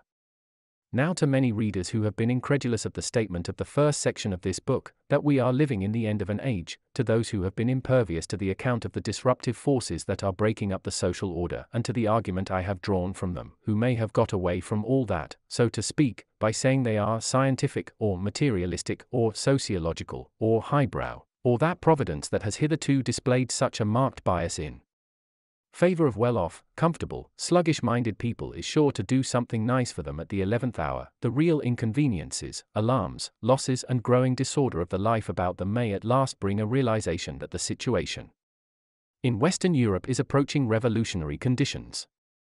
It will be a hard saying for many people in the advantage-holding classes, and particularly if they are middle-aged, that the older has already gone to pieces can never be put back. But how can they doubt it? A revolution, that is to say a more or less convulsive effort at social and political readjustment, is bound to come in all these overstrained countries, in Germany, in Britain and universally. It is more likely than not to arise directly out of the exasperating diminuendos and crescendos of the present war, as a culminating phase of it. Revolution of some sort we must have. We cannot prevent its onset. But we can affect the course of its development. It may end in utter disaster, or it may release a new world, far better than the old. Within these broad limits it is possible for us to make up our minds how it will come to us. And since the only practical question before us is the question of how we will take this world revolution we cannot possibly evade, let me recall to your attention the reasons I have advanced in the second section of this book for the utmost public discussion of our situation at the present time. And also let me bring back to mind the examination of Marxism in the fourth section. There it is shown how easily a collectivist movement, especially when it is faced by the forcible feeble resistances and suppressions of those who have hitherto enjoyed wealth and power, may degenerate into an old-fashioned class war, become conspiratorial, dogmatic and inadaptable, and sink towards leader worship and autocracy. That apparently is what has happened in Russia in its present phase. We do not know how much of the original revolutionary spirit survives there, and a real fundamental issue in the world situation is whether we are to follow in the footsteps of Russia or whether we are going to pull ourselves together, face the stern logic of necessity and produce a Western revolution, which will benefit by the Russian experience, react upon Russia and lead ultimately to a world understanding. What is it that the Atlantic world finds most objectionable in the Soviet world of today? Is it any disapproval of collectivism as such? Only in the case of a dwindling minority of rich and successful men, and very rarely of the sons of such people. Very few capable men under 50 nowadays remain individualists in political and social matters. They are not even fundamentally anti-communist. Only it happens that for various reasons the political life of the community is still in the hands of unteachable old-fashioned people. What are called democracies suffer greatly from the rule of old men who have not kept pace with the times. The real and effective disapproval, distrust and disbelief in the soundness of the Soviet system lies not in the out-of-date individualism of these elderly types, but in the conviction that it can never achieve efficiency or even maintain its honest ideal of each for all and all for each, unless it has free speech and an insistence upon legally defined freedoms for the individual within the collectivist framework. We do not deplore the Russian Revolution as a revolution. We complain that it is not a good enough revolution and we want a better one. The more highly things are collectivized, the more necessary is a legal system embodying the rights of man. This has been forgotten under the Soviets, and so men go in fear there of arbitrary police action. But the more functions your government controls, the more need there is for protective law. The objection to Soviet collectivism is that, lacking the antiseptic of legally assured personal freedom, it will not keep. It professes to be fundamentally a common economic system based on class war ideas. The industrial director is under the heel of the party commissar, the political police have got altogether out of hand, and the affairs gravitate inevitably towards an oligarchy or an autocracy protecting its incapacity by the repression of adverse comment. But these valid criticisms merely indicate the sort of collectivization that has to be avoided. It does not dispose of collectivism as such. If we in our turn do not wish to be submerged by the wave of Bolshevization that is evidently advancing from the East, we must implement all these valid objections and create a collectivization that will be more efficient, more prosperous, tolerant, free and rapidly progressive than the system we condemn. We, who do not like the Stalinized Marxist state, have, as they used to say in British politics, to dish it by going one better. We have to confront Eastern-spirited collectivism with Western-spirited collectivism. Perhaps this may be better put. We may be giving way to a subconscious conceit here and assuming that the West is always going to be thinking more freely and clearly and working more efficiently than the East. It is like that now, but it may not always be like that. Every country has had its phases of illumination and its phases of blindness. Stalin and Stalinism are neither the beginning nor the end of the collectivization of Russia. We are dealing with something still almost impossible to estimate, the extent to which the new Russian patriotism and the new Stalin worship have effaced and how far they have merely masked the genuinely creative international communism of the revolutionary years. The Russian mind is not a docile mind, and most of the literature available for a young man to read in Russia, we must remember, is still revolutionary. There has been no burning of the books there. The Moscow radio talks for internal consumption since the Hitler-Stalin understanding betray a great solicitude on the part of the government to make it clear that there has been no sacrifice of revolutionary principle. That witnesses to the vitality of public opinion in Russia. The clash between the teachings of 1920 and 1940 may have a liberating effect on many people's minds. Russians love to talk about ideas. Under the Tsar they talked. It is incredible that they do not talk under Stalin. That question whether collectivization is to be westernized or easternized, using these words under the caveat of the previous paragraph, is really the first issue before the world today. We need a fully ventilated revolution. Our revolution has to go on in the light and air. We may have to accept Sovietization a la Rus quite soon unless we can produce a better collectivization. But if we produce a better collectivization, it is more probable than not that the Russian system will incorporate our improvements, forget its reviving nationalism again, debunk Marx and Stalin, so far as they can be debunked, and merge into the one world state. Between these primary antagonists, between revolution with its eyes open and revolution with a mask and a gag, there will certainly be complications of the issue due to patriotism and bigotry and the unteachable willful blindness of those who do not want to see. Most people lie a lot to themselves before they lie to other people, and it is hopeless to expect that all the warring cults and traditions that confuse the mind of the race today are going to fuse under a realization of the imperative nature of the human situation as I have stated it here. Multitudes will never realize it. Few human beings are able to change their primary ideas after the middle 30s. They get fixed in them and drive before them no more intelligently than animals drive before their innate impulses. They will die rather than change their second selves. One of the most entangling of these disconcerting secondary issues is that created by the stupid and persistent intrigues of the Roman Catholic Church. Let me be clear here. I am speaking of the Vatican and of its sustained attempts to exercise a directive role in secular life.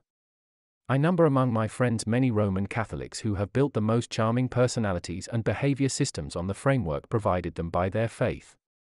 One of the loveliest characters I have ever known was G.K. Chesterton. But I think he was just as fine before he became a Catholic as afterwards. Still, he found something he needed in Catholicism. There are saints of all creeds and of none so good are better possibilities of human nature. Religious observances provide a frame that many find indispensable for the seemly ordering of their lives. And outside the ranks of strict observers, many good people with hardly more theology than a Unitarian love to speak of goodness and kindness as Christianity. So-and-so is a good Christian. Voltaire, says Alfred Noyes, the Catholic writer, was a good Christian. I do not use the word Christianity in that sense because I do not believe that Christians have any monopoly of goodness. When I write of Christianity, I mean Christianity with a definite creed and militant organization, and not these good kind people, good and kind but not very fastidious about the exact use of the words. Such good Christians can be almost as bitterly critical as I am of the continual pressure upon the faithful by that inner group of Italians in Rome, subsidized by the fascist government, who pull the strings of church policy throughout the world, so as to do this or that tortuous or uncivilized thing, to cripple education, to persecute unorthodox ways of living. It is to the influence of the Church that we must ascribe the foolish support by the British Foreign Office of Franco, that murderous little Christian gentleman, in his overthrow of the staggering liberal renaissance of Spain. It is the Roman Catholic influence the British and French have to thank for the fantastic blundering that involved them in the defense of the impossible Polish state and its unrighteous acquisitions. It affected British policy in respect to Austria and Czechoslovakia profoundly, and now it is doing its utmost to maintain and develop a political estrangement between Russia and the Western world by its prejudiced exacerbation of the idea that Russia is anti-God, while we Westerners are little children of the light, gallantly fighting on the side of the cross, omnipotence, greater Poland, national sovereignty, the small uneconomic prolific farmer and shopkeeper, and anything else you like to imagine constitutes Christendom. The Vatican strives perpetually to develop the present war into a religious war. It is trying to steal the war. By all the circumstances of its training it is unteachable. It knows no better. It will go on until some economic revolution robs it of its funds. Then as a political influence it may evaporate very rapidly. The Anglican Church and many other Protestant sects, the wealthy Baptists, for example, follow suit. It is not only in British affairs that this propaganda goes on. With the onset of war France becomes militant and Catholic. It has suppressed the Communist Party, as a gesture of resentment against Russia and a precaution against post-war collectivization. The Belgian caricaturist Raymakers is now presenting Hitler day after day as a pitiful weakling already disposed of and worthy of our sympathy, while Stalin is represented as a frightful giant with horns and a tail. Yet both France and Britain are at peace with Russia and have every reason to come to a working understanding with that country. The attitude of Russia to the war has on the whole been cold, contemptuous and reasonable. It is not as if these devious schemes can take us somewhere, it is not that this restoration of the Holy Roman Empire is a possibility. You confront these Catholic politicians, just as you confront the politicians of Westminster, with these two cardinal facts, the abolition of distance and the change of scale. In vain. You cannot get any realization of the significance of these things into those idea-proofed skulls. They are deaf to it, blind to it. They cannot see that it makes any difference at all to their long-established mental habits.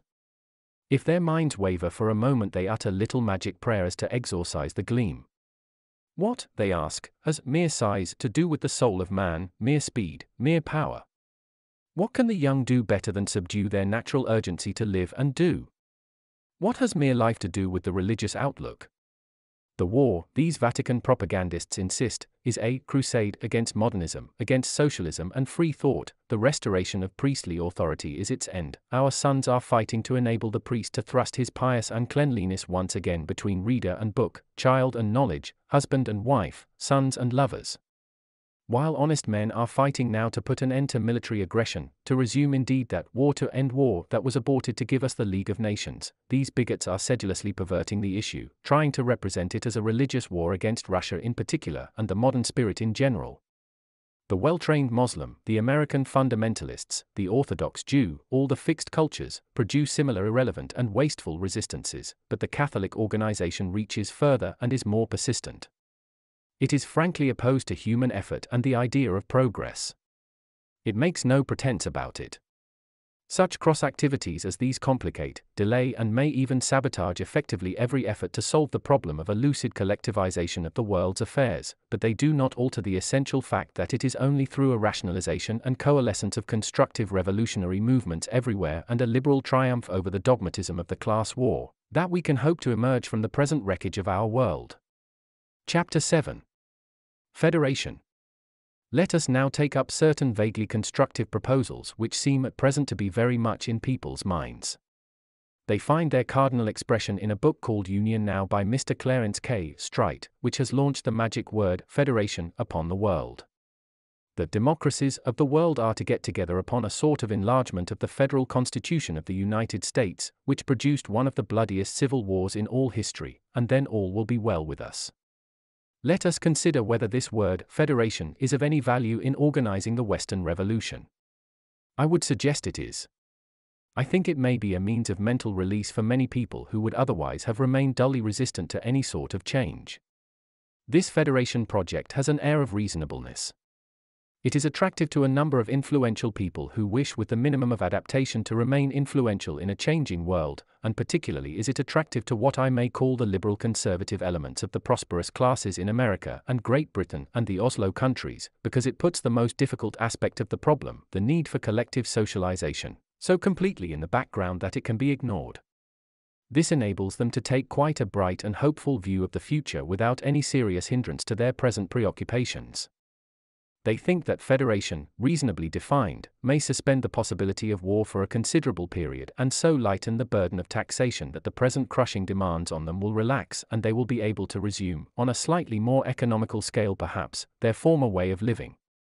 Everything that gives them hope and self-respect and preserves their homes from the worst indignities of panic, appeasement, treason hunting and the rest of it, is to be encouraged, and meanwhile their sons will have time to think and it may be possible so to search, ransack and rationalize the Strite project as to make a genuine and workable scheme for the socialization of the world.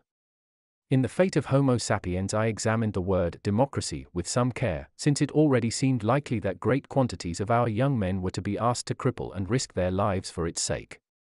I showed that it was still a very incompletely realized aspiration, that its complete development involved socialism and a level of education and information attained as yet by no community in the world. Mr. Strite gives a looser, more rhetorical statement, a more idealistic statement, shall we say, of his conception of democracy, the sort of statement that would be considered wildly exaggerated even if it was war propaganda, and though unhappily it is remote from any achieved reality, he proceeds without further inquiry as if it were a description of existing realities in what he calls the democracies of the world.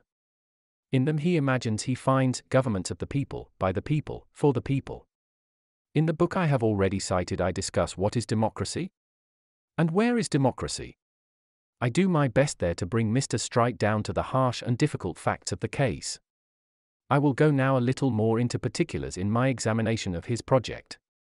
His founder democracies are to be the American Union, the British Commonwealth, specifically the United Kingdom, the Federal Dominion of Canada, the Commonwealth of Australia, New Zealand, the Union of South Africa, Ireland, the French Republic, Belgium, the Netherlands, the Swiss Confederation, Denmark, Norway, Sweden and Finland. Scarcely one of these, as I have shown in that former book, is really a fully working democracy. And the Union of South Africa is a particularly bad and dangerous case of race tyranny. Ireland is an incipient religious war and not one country but two. Poland, I note, does not come into Mr. Strite's list of democracies at all. His book was written in 1938 when Poland was a totalitarian country holding, in defiance of the League of Nations, Vilna, which it had taken from Lithuania, large areas of non-Polish country it had conquered from Russia, and fragments gained by the dismemberment of Czechoslovakia. It only became a democracy, even technically and for a brief period, before its collapse in September 1939, when Mr. Chamberlain was so foolish as to drag the British Empire into a costly and perilous war on its behalf. But that is by the way. None of these 15, or 10, founder democracies are really democracies at all. So we start badly. But they might be made socialist democracies, and their federation might be made something very real indeed at a price. The USSR is a federated socialist system, which has shown a fairly successful political solidarity during the past 2 decades, whatever else it has done or failed to do. Now let us help Mr. Streit to convert his federation from a noble but extremely rhetorical aspiration into a living reality. He is aware that this must be done at a price, but I want to suggest that that price is, from what I judge to be his point of view, far greater, and the change much simpler, more general and possibly even closer at hand, than he supposes. He is disposed to appeal to existing administrative organizations, and it is questionable whether they are the right people to execute his designs. One of the difficulties he glosses over is the possible reluctance of the India Office to hand over the control of India, Ceylon and Burma. He does not mention, to the new Federation government, which would also, I presume, take charge of the fairly well-governed and happy 50-odd million people of the Dutch East Indies, the French colonial empire, the West Indies and so on. This, unless he proposes merely to rechristen the India Office, etc., is asking for an immense outbreak of honesty and competence on the part of the new federal officialdom. It is also treating the possible contribution of these 500 or 600 million of dusky peoples to the new order with a levity inconsistent with democratic ideals. Quite a lot of these people have brains which are as good or better than normal European brains. You could educate the whole world to the not very exalted level of a Cambridge graduate in a single lifetime, if you had schools, colleges, apparatus and teachers enough. The radio, the cinema, the gramophone, the improvements in both production and distribution, have made it possible to increase the range and effectiveness of a gifted teacher 1,000-fold. We have seen intensive war preparations galore, but no one has dreamt yet of an intensive educational effort. None of us really like to see other people being educated. They may be getting an advantage over our privileged selves. Suppose we overcome that primitive jealousy. Suppose we speed up as we are now physically able to do their education and enfranchisement of these huge undeveloped reservoirs of human capacity. Suppose we tack that on the Union Now idea. Suppose we stipulate that federation, wherever it extends, means a new and powerful education. In Bengal, in Java, in the Congo Free State, quite as much as in Tennessee or Georgia or Scotland or Ireland. Suppose we think a little less about gradual enfranchisement by votes and experiments in local autonomy and all these old ideas, and a little more about the enfranchisement of the mind. Suppose we drop that old cant about politically immature peoples. There is one direction in which Mr. Streit's proposals are open to improvement. Let us turn to another in which he does not seem to have realized all the implications of his proposal. This great union is to have a union money and a union customs-free economy. What follows upon that? More I think than he realizes. There is one aspect of money to which the majority of those that discuss it seem to be incurably blind. You cannot have a theory of money or any plan about money by itself in the air. Money is not a thing in itself, it is a working part of an economic system. Money varies in its nature with the laws and ideas of property in a community. As a community moves towards collectivism and communism, for example, money simplifies out. Money is a necessary in a communism as it is in any other system, but its function therein is at its simplest. Payment in kind to the worker gives him no freedom of choice among the goods the community produces. Money does. Money becomes the incentive that works the worker and nothing more. But directly you allow individuals not only to obtain goods for consumption, but also to obtain credit to produce material for types of production outside the staple productions of the state, the question of credit and debt arises and money becomes more complicated. With every liberation of this or that product or service from collective control to business or experimental exploitation, the play of the money system enlarges and the laws regulating what you may take for it, the company laws, bankruptcy laws and so forth increase. In any highly developed collective system, the administration will certainly have to give credits for hopeful experimental enterprises.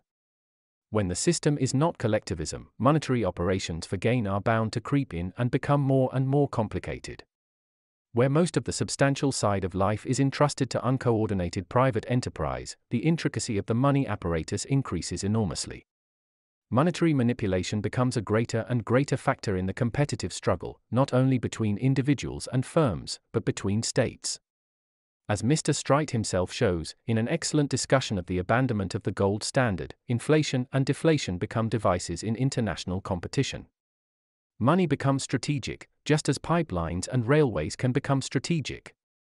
This being so, it is plain that for the Federal Union a common money means an identical economic life throughout the Union. And this too is implied also in Mr. Streit's customs-free economy. It is impossible to have a common money when a dollar or a pound, or whatever it is, can buy this, that or the other advantage in one state and is debarred from anything but bare purchases for consumption in another. So that this Federal Union is bound to be a uniform economic system. There can be only very slight variations in the control of economic life. In the preceding sections, the implacable forces that make for the collectivization of the world or disaster have been exposed. It follows that federation means practically uniform socialism within the federal limits, leading, as state after state is incorporated, to world socialism. There manifestly we carry Mr. Streit farther than he realizes he goes as yet. For it is fairly evident that he is under the impression that a large measure of independent private business is to go on throughout the Union. I doubt if he imagines it is necessary to go beyond the partial socialization already achieved by the New Deal. But we have assembled evidence to show that the profit scramble, the wild days of uncorrelated business, are over forever.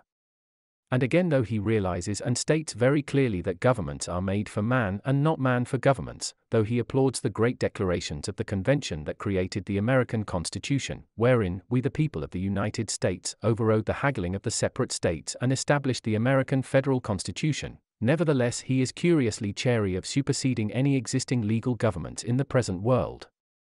He is chary of talking of we the people of the world. But many of us are coming to realize that all existing governments have to go into the melting pot. We believe that it is a world revolution which is upon us, and that in the great struggle to evoke a westernized world socialism, contemporary governments may vanish like straw hats in the rapids of Niagara. Mr. Streit, however, becomes extraordinarily legal-minded at this stage. I do not think that he realizes the forces of destruction that are gathering, and so I think he hesitates to plan a reconstruction upon anything like the scale that may become possible. He evades even the obvious necessity that under a federal government the monarchies of Great Britain, Belgium, Norway, Sweden, Holland, if they survive at all, must become like the mediatized sovereigns of the component states of the former German Empire, mere ceremonial vestiges. Perhaps he thinks that, but he does not say it outright. I do not know if he has pondered the New York World Fair of 1939 nor the significance of the royal visit to America in that year, and thought how much there is in the British system that would have to be abandoned if his federation is to become a reality. In most of the implications of the word, it must cease to be British. His illustrative constitution is achieved with an altogether forensic disregard of the fundamental changes in human conditions to which we have to adapt ourselves or perish. He thinks of war by itself and not as an eruption due to deeper maladaptations. But if we push his earlier stipulations to their necessary completion, we need not trouble very much about that sample constitution of his, which is to adjust the balance so fairly among the constituent states.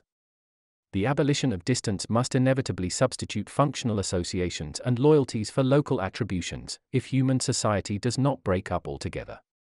The local divisions will melt into a world collectivity, and the main conflicts in a progressively unifying federation are much more likely to be these between different worldwide types and associations of workers. So far with Union Now. One of Mr. Streit's outstanding merits is that he has had the courage to make definite proposals on which we can bite.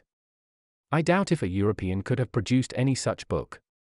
Its naive political legalism, its idea of salvation by constitution, and its manifest faith in the magic beneficence of private enterprise, are distinctly in the vein of an American, almost a pre-New Deal American, who has become, if anything, more American, through his experiences of the deepening disorder of Europe. So many Americans still look on at world affairs like spectators at a ball game who are capable of vociferous participation but still have no real sense of participation. They do not realize that the ground is moving under their seats also, and that the social revolution is breaking surface to engulf them in their turn. To most of us over 40 at any rate, their idea of a fundamental change in our way of life is so unpalatable that we resist it to the last moment. Mr. Strike betrays at times as vivid a sense of advancing social collapse as I have, but it has still to occur to him that collapse may be conclusive. There may be dark ages, a relapse into barbarism, but somewhen and somehow he thinks man must recover. George Bernard Shaw has recently been saying the same thing. It may be worse than that. I have given Mr. Strike scarcely a word of praise, because that would be beside the mark here. He wrote his book sincerely as a genuine contribution to the unsystematic world conference that is now going on, admitting the possibility of error, demanding criticism, and I have dealt with it in that spirit. Unfortunately, his word has gone much further than his book. His book says definite things, and even when one disagrees with it, it is good as a point of departure. But a number of people have caught up this word, federation, and our minds are distracted by a multitude of appeals to support federal projects with the most various content or with no content at all. All the scores and hundreds of thousands of nice people who are signing peace pledges and so forth a few years ago, without the slightest attempt in the world to understand what they meant by peace, are now echoing this new magic word with as little conception of any content for it. They did not realize that peace means so complicated and difficult an ordering and balancing of human society that it has never been sustained since man became man, and that we have wars and preparatory interludes between wars because that is a much simpler and easier sequence for our willful, muddle-headed, suspicious and aggressive species. These people still think we can get this new and wonderful state of affairs just by clamoring for it. And having failed to get peace by saying peace over and over again, they are now with an immense sense of discovery saying federation. What must happen to men in conspicuous public positions I do not know, but even an irresponsible literary man like myself finds himself inundated with innumerable lengthy private letters, hysterical postcards, pamphlets from budding organizations, declarations to sign, demands for subscriptions, all in the name of the new panacea, all as vain and unproductive as the bleating of lost sheep. And I cannot open a newspaper without finding some eminent contemporary writing a letter to it, saying gently, firmly and bravely, the same word, sometimes with bits of union now tacked onto it, and sometimes with minor improvements, but often with nothing more than the bare idea. All sorts of idealistic movements for world peace which have been talking quietly to themselves for years and years have been stirred up to follow the new banner. Long before the Great War there was a book by Sir Max Wechter, a friend of King Edward VII, advocating the United States of Europe, and that inexact but flattering parallelism to the United States of America has recurred frequently, as a phase thrown out by Monsieur Bryant for example, and as a project put forward by an Austrian-Japanese writer, Count Coudenhove-Kalergi, who even devised a flag for the Union. The main objection to the idea is that there are hardly any states completely in Europe, except Switzerland, San Marino, Andorra, and a few of the Versailles creations. Almost all the other European states extend far beyond the European limits both politically and in their sympathies and cultural relations. They trail with them more than half mankind. About a tenth of the British Empire is in Europe and still less of the Dutch Empire. Russia, Turkey, France are less European than not. Spain and Portugal have their closest links with South America. Few Europeans think of themselves as Europeans. I, for example, am English, and a large part of my interests, intellectual and material, are transatlantic. I dislike calling myself British, and I like to think of myself as a member of a great English-speaking community, which spreads irrespective of race and color round and about the world.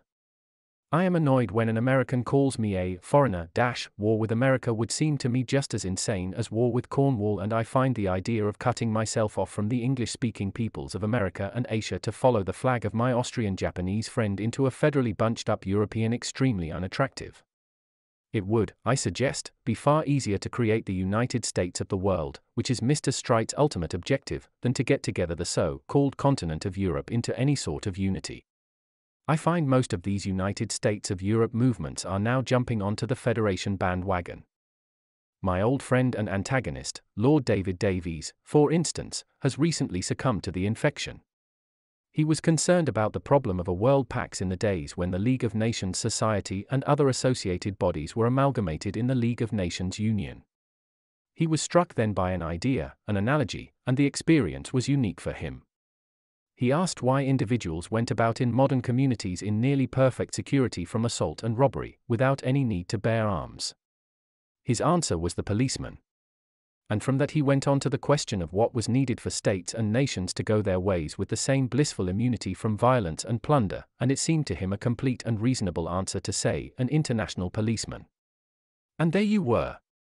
He did not see, he is probably quite incapable of seeing, that a state is something quite different in its nature and behavior from an individual human and being.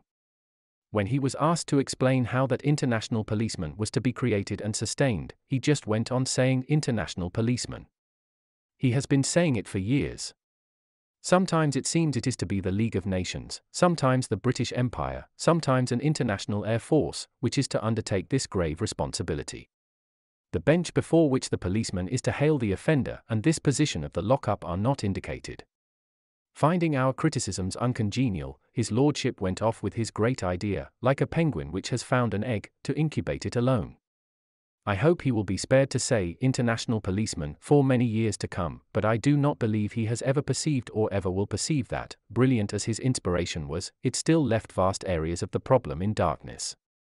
Being a man of considerable means, he has been able to sustain a new Commonwealth movement and publish books and a periodical in which his one great idea is elaborated rather than developed. But I will not deal further with the very incoherent multitude that now echoes this word, federation. Many among them will cease to cerebrate further and fall by the wayside, but many will go on thinking, and if they go on thinking they will come to perceive more and more clearly the realities of the case. Federation, they will feel, is not enough. So much for the present Federalist front. As a fundamental basis of action, as a declared end, it seems hopelessly vague and confused and, if one may coin a phrase, hopelessly optimistic. But since the concept seems to be the way to release a number of minds from belief in the sufficiency of a League of Nations, associated or not associated with British imperialism, it has been worthwhile to consider how it can be amplified and turned in the direction of that full and open-eyed worldwide collectivization which a study of existing conditions obliges us to believe is the only alternative to the complete degeneration of our species. Chapter 8. The New Type of Revolution. Let us return to our main purpose, which is to examine the way in which we are to face up to this impending world revolution. To many minds this idea of revolution is almost inseparable from visions of street barricades made of paving stones and overturned vehicles, ragged mobs armed with impromptu weapons and inspired by defiant songs, prisons broken and a general jail delivery, palaces stormed, a great hunting of ladies and gentlemen, decapitated but still beautiful heads on pikes, regicides of the most sinister quality, the busy guillotine, a crescendo of disorder ending in a whiff of grapeshot. That was one type of revolution. It is what one might call the Catholic type of revolution, that it is to say it is the ultimate phase of a long period of Catholic living and teaching. People do not realize this and some will be indignant at its being stated so barely. Yet the facts stare us in the face, common knowledge, not to be denied. That furious, hungry, desperate, brutal mob was the outcome of generations of Catholic rule, Catholic morality and Catholic education. The King of France was the most Christian king, the eldest son of the Church, he was master of the economic and financial life of the community, and the Catholic Church controlled the intellectual life of the community and the education of the people absolutely. That mob was the outcome. It is absurd to parrot that Christianity has never been tried. Christianity in its most highly developed form has been tried and tried again. It was tried for centuries fully and completely, in Spain, France, Italy. It was responsible for the filth and chronic pestilence and famine of medieval England. It inculcated purity but it never inculcated cleanliness. Catholic Christianity had practically unchallenged power in France for generations. It was free to teach as it chose and as much as it chose. It dominated the common life entirely. The Catholic system in France cannot have reaped anything it did not sow, for no other sowers were allowed. That hideous mob of murderous ragamuffins we are so familiar with in pictures of the period, was the final harvest of its regime. The more Catholic reactionaries revile the insurgent common people of the First French Revolution, the more they condemn themselves. It is the most impudent perversion of reality for them to snivel about the guillotine and the tumbrils, as though these were not purely Catholic products, as though they came in suddenly from outside to wreck a genteel paradise. They were the last stage of the systematic injustice and ignorance of a strictly Catholic regime. One phase succeeded another with relentless logic. The Marseillais completed the life cycle of Catholicism. In Spain too and in Mexico we have seen undisputed educational and moral Catholic ascendancy, the Church with a free hand, producing a similar uprush of blind resentment. The crowds there also were cruel and blasphemous, but Catholicism cannot complain, for Catholicism hatched them. Priests and nuns who had been the sole teachers of the people were insulted and outraged and churches defiled. Surely if the Church is anything like what it claims to be, the people would have loved it. They would not have behaved as though sacrilege was a gratifying relief.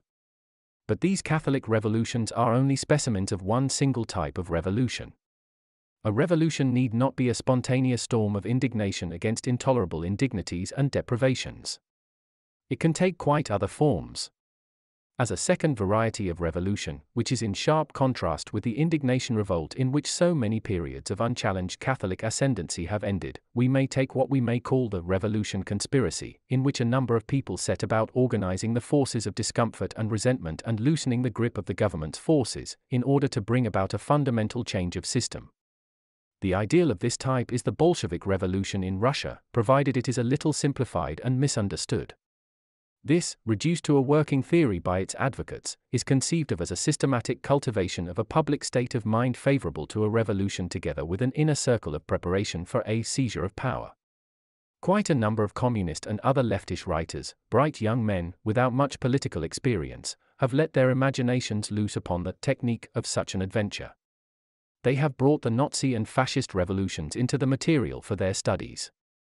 Modern social structure with its concentration of directive, information and coercive power about radio stations, telephone exchanges, newspaper offices, police stations, arsenals and the like, lends itself to quasi-gangster exploitation of this type.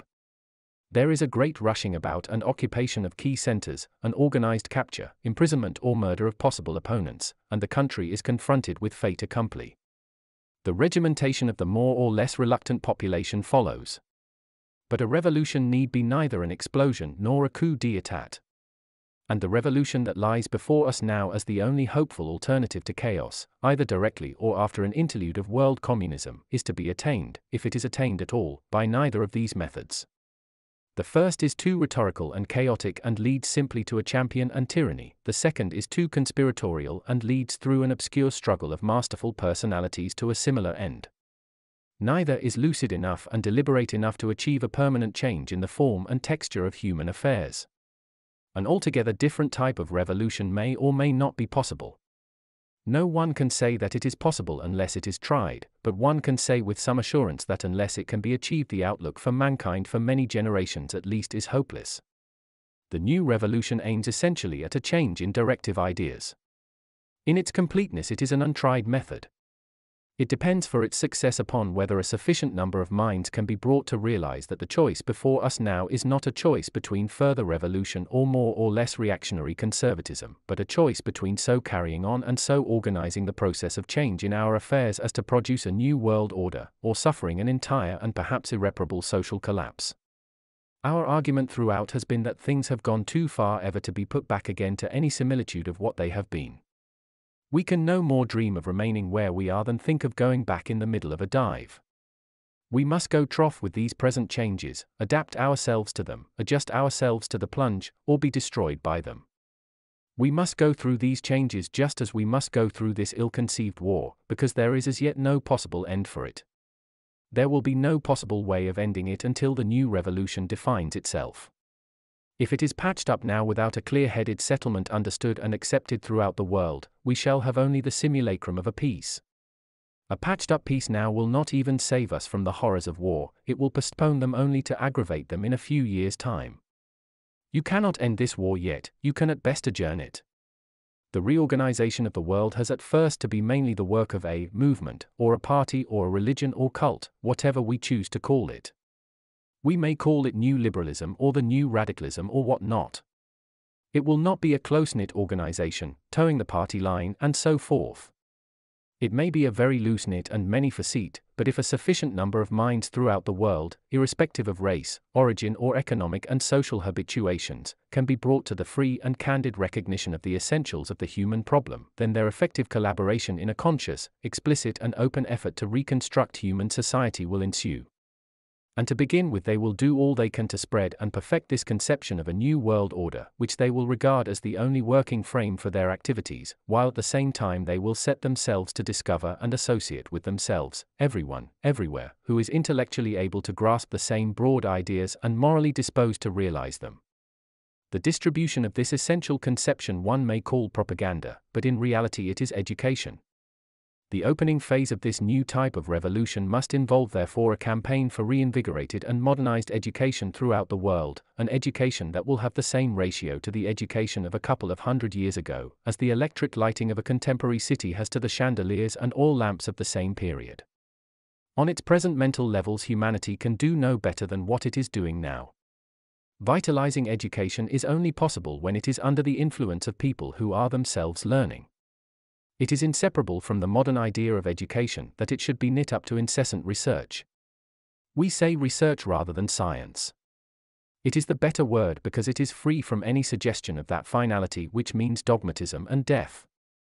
All education tends to become stylistic and sterile unless it is kept in close touch with experimental verification and practical work, and consequently this new movement of revolutionary initiative must at the same time be sustaining realistic political and social activities and working steadily for the collectivization of governments and economic life. The intellectual movement will be only the initiatory and correlating part of the new revolutionary drive. These practical activities must be various. Everyone engaged in them must be thinking for himself and not waiting for orders. The only dictatorship he will recognize is the dictatorship of the plain understanding and the invincible fact. And if this culminating revolution is to be accomplished, then the participation of every conceivable sort of human and being who has the mental grasp to see these broad realities of the world situation and the moral quality to do something about it, must be welcomed. Previous revolutionary thrusts have been vitiated by bad psychology. They have given great play to the gratification of the inferiority complexes that arise out of class disadvantages. It is no doubt very unjust that anyone should be better educated, healthier, and less fearful of the world than anyone else, but that is no reason why the new revolution should not make the fullest use of the health, education, vigor, and courage of the fortunate. The revolution we are contemplating will aim at abolishing the bitterness of frustration. But certainly it will do nothing to avenge it. Nothing whatever. Let the dead past punish its dead. It is one of the most vicious streaks in the Marxist teaching to suggest that all people of wealth and capacity living in a community in which uncoordinated private enterprise plays a large part are necessarily demoralized by the advantages they enjoy and that they must be dispossessed by the worker and peasant, who are presented as endowed with a collective virtue capable of running all the complex machinery of a modern community. But the staring truth of the matter is that an uncoordinated scramble between individuals and nations alike demoralizes all concerned. Everyone is corrupted, the filching tramp by the roadside, the servile hand-kissing peasant of Eastern Europe, the dole-bribed loafer, as much as the woman who marries for money, the company promoter, the industrial organizer, the rent-exacting landlord and the diplomatic agent. When the social atmosphere is tainted, everybody is ill. Wealth, personal freedom and education may and do produce wasters and oppressive people, but they may also release creative and administrative minds to opportunity. The history of science and invention before the 19th century confirms this. On the whole, if we are to assume there is anything good in humanity at all, it is more reasonable to expect it to appear when there is most opportunity. And in further confutation of the Marxist caricature of human motives, we have the very considerable number of young people drawn from middle-class and upper-class homes, who figure in the extreme left movement everywhere. It is their moral reaction to the stuffiness and social ineffectiveness of their parents and their own sort of people. They seek an outlet for their abilities that is not gainful but serviceable. Many have sought an honorable life and often found it, and death with it in the struggle against the Catholics and their Moorish and fascist helpers in Spain. It is a misfortune of their generation that so many of them have fallen into the mental traps of Marxism. It has been my absurd experience to encounter noisy meetings of expensive young men at Oxford, not one of them stunted physically as I was by 20 years of undernourishment and devitalized upbringing, all pretending to be rough-hewn collarless proletarians in shocked revolt against my bourgeois tyranny and the modest comfort of my declining years, and reciting the ridiculous class war phrases by which they protected their minds from any recognition of the realities of the case. But though that attitude demonstrates the unstimulating education of their preparatory and public schools, which had thrown them thus uncritical and emotional into the problems of the undergraduate life, it does not detract from the fact that they had found the idea of abandoning themselves to a revolutionary reconstruction of society that promised to end its enormous waste of potential happiness and achievement extremely attractive, notwithstanding that their own advantages seemed to be reasonably secure.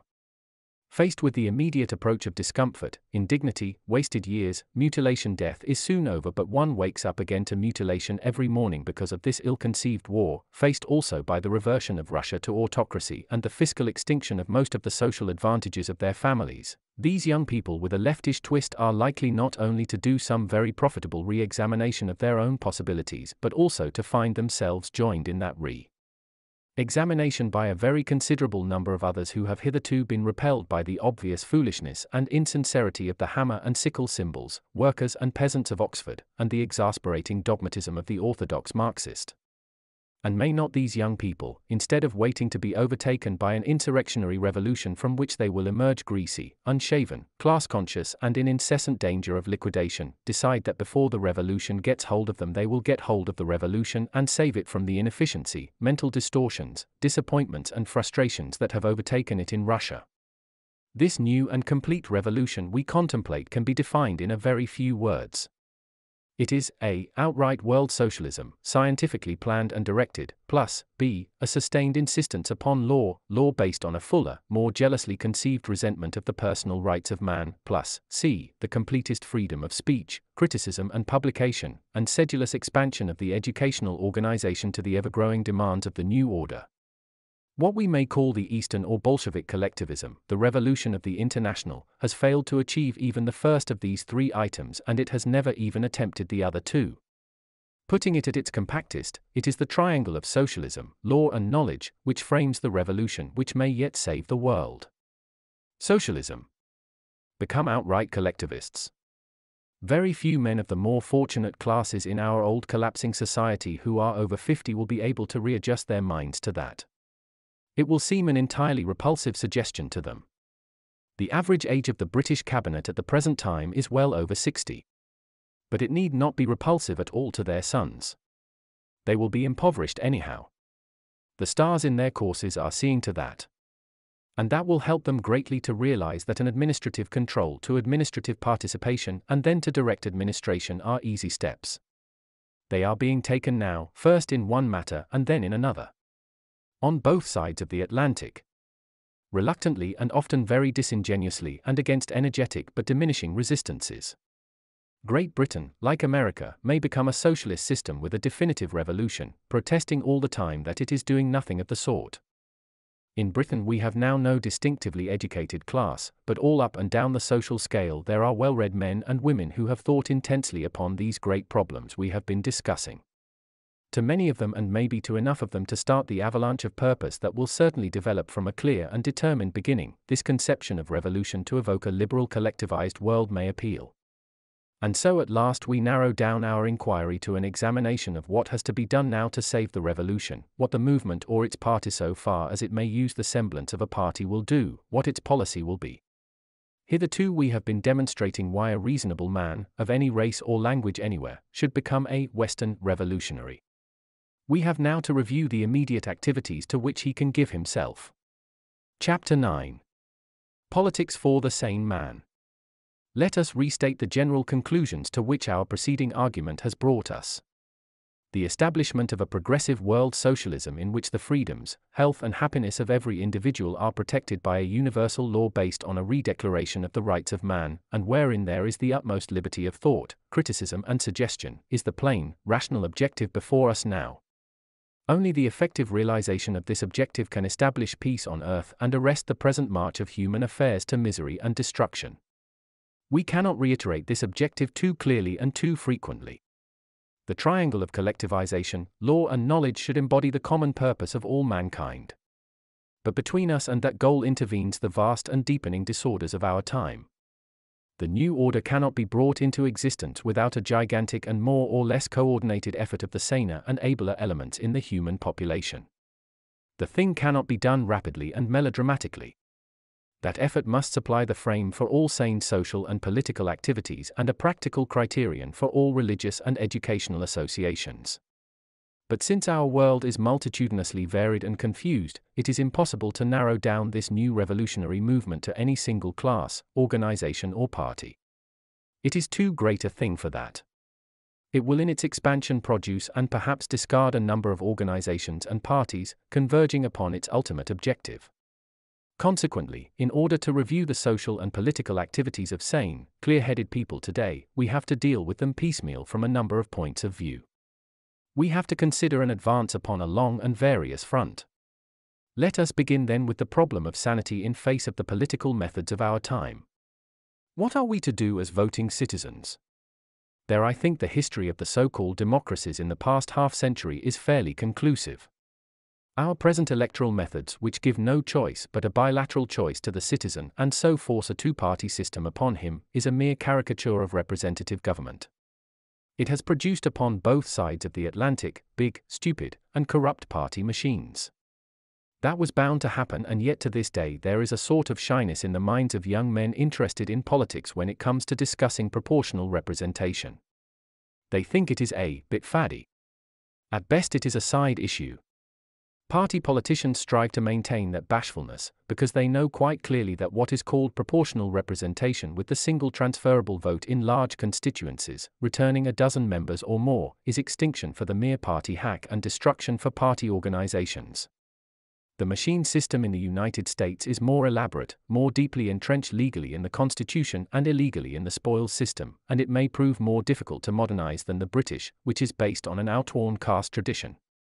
But both Parliament and Congress are essentially similar in their fundamental quality. They trade in titles, concessions and the public welfare, and they are only amenable in the rough and at long last to the movements of public opinion. It is an open question whether they are much more responsive to popular feeling than the dictators we denounce so unreservedly as the antithesis of democracy. They betray a great disregard of mass responses. They explain less. They disregard more. The dictators have to go on talking and talking, not always truthfully, but they have to talk. A dumb dictator is inconceivable. In such times of extensive stress and crisis as the present, the baffling slowness, inefficiency and wastefulness of the party system become so manifest that some of its worst pretenses are put aside. The party game is suspended. His Majesty's opposition abandons the pose of safeguarding the interests of the common citizens from those scoundrels upon the government benches. Republican and Democrats begin to cross the party line to discuss the new situation. Even the men who live professionally by the parliamentary, congressional, imposture, abandon it if they are sufficiently frightened by the posture of affairs. The appearance of an all-party national government in Great Britain before very long seems inevitable.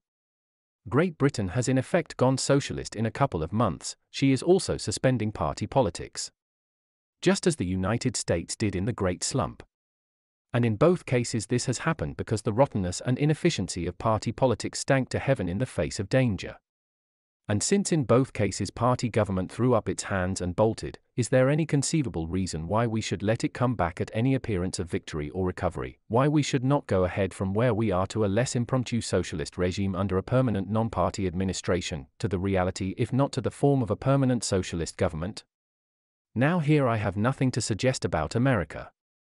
I have never, for example, tried to work out the consequences of the absence of executive ministers from the legislature. I am inclined to think that is one of the weak points in the Constitution, and that the English usage which exposes the minister to question time in the House and makes him a prime mover in legislation affecting his department, is a less complicated and therefore more democratic arrangement than the American one. And the powers and functions of the President and the Senate are so different from the consolidated powers of Cabinet and Prime Minister, that even when an Englishman has industriously mugged up the constitutional points, he is still almost as much at a loss to get the living reality as he would be if he were shown the score of an opera before hearing it played or the blueprints of a machine he had never seen in action. Very few Europeans understand the history of Woodrow Wilson, the Senate and his League of Nations. They think that America, which they imagine as a large single individual, planted the latter institution upon Europe and then deliberately shuffled out of her responsibility for it, and they will never think otherwise. And they think that America kept out of the war to the very limit of decency, overcharged us for munitions that contributed to the common victory, and made a grievance because the consequent debt was not discharged. They talk like that while Americans talk as if no English were killed between 1914 and 1918. We had 800,000 dead, until the noble American conscripts came forward to die for them, to the tune of about 50,000. Savor for example even the title of Quincy House England expects every American to do his duty. It's the meanest of titles, but many Americans seem to like it. On my desk as I write is a pamphlet by a Mr. Robert Randall, nicely cyclostyled and got up, which urges a common attack on the United States as a solution of the problem of Europe. No countries will ever feel united unless they have a common enemy, and the natural common enemy for Europe, it is declared, is the United States. So to bring about the United States of Europe we are to begin by denouncing the Monroe Doctrine.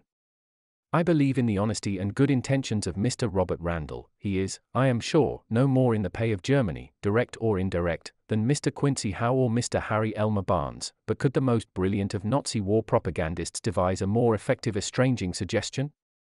But I wander from my topic. I do not know how sane men in America are going to set about relaxing the stranglehold of the Constitution, get control of their own country out of the hands of those lumpish, solemnly cunning politicians with their great strong jowls developed by chewing gum and orotund speaking, whose photographs add a real element of frightfulness to the pages of time, how they are going to abolish the spoils system, discover, and educate to expand a competent civil service able to redeem the hampered promises of the New Deal and pull America into line with the reconstruction of the rest of the world. But I perceive that in politics and indeed in most things, the underlying humor and sanity of Americans are apt to find a way round and do the impossible, and I have as little doubt they will manage it somehow as I have when I see a street performer on his little chair and carpet, all tied up with chains, waiting until there are sufficient pennies in the hat to justify exertion. These differences in method, pace and tradition are a great misfortune to the whole English-speaking world. We English people do not respect Americans enough. We are too disposed to think they are all Quincy Howes and Harry Elmer Barneses and Borers and suchlike, conceited and suspicious anti-British monomaniacs, who must be humoured at any cost, which is why we are never so frank and rude with them as they deserve.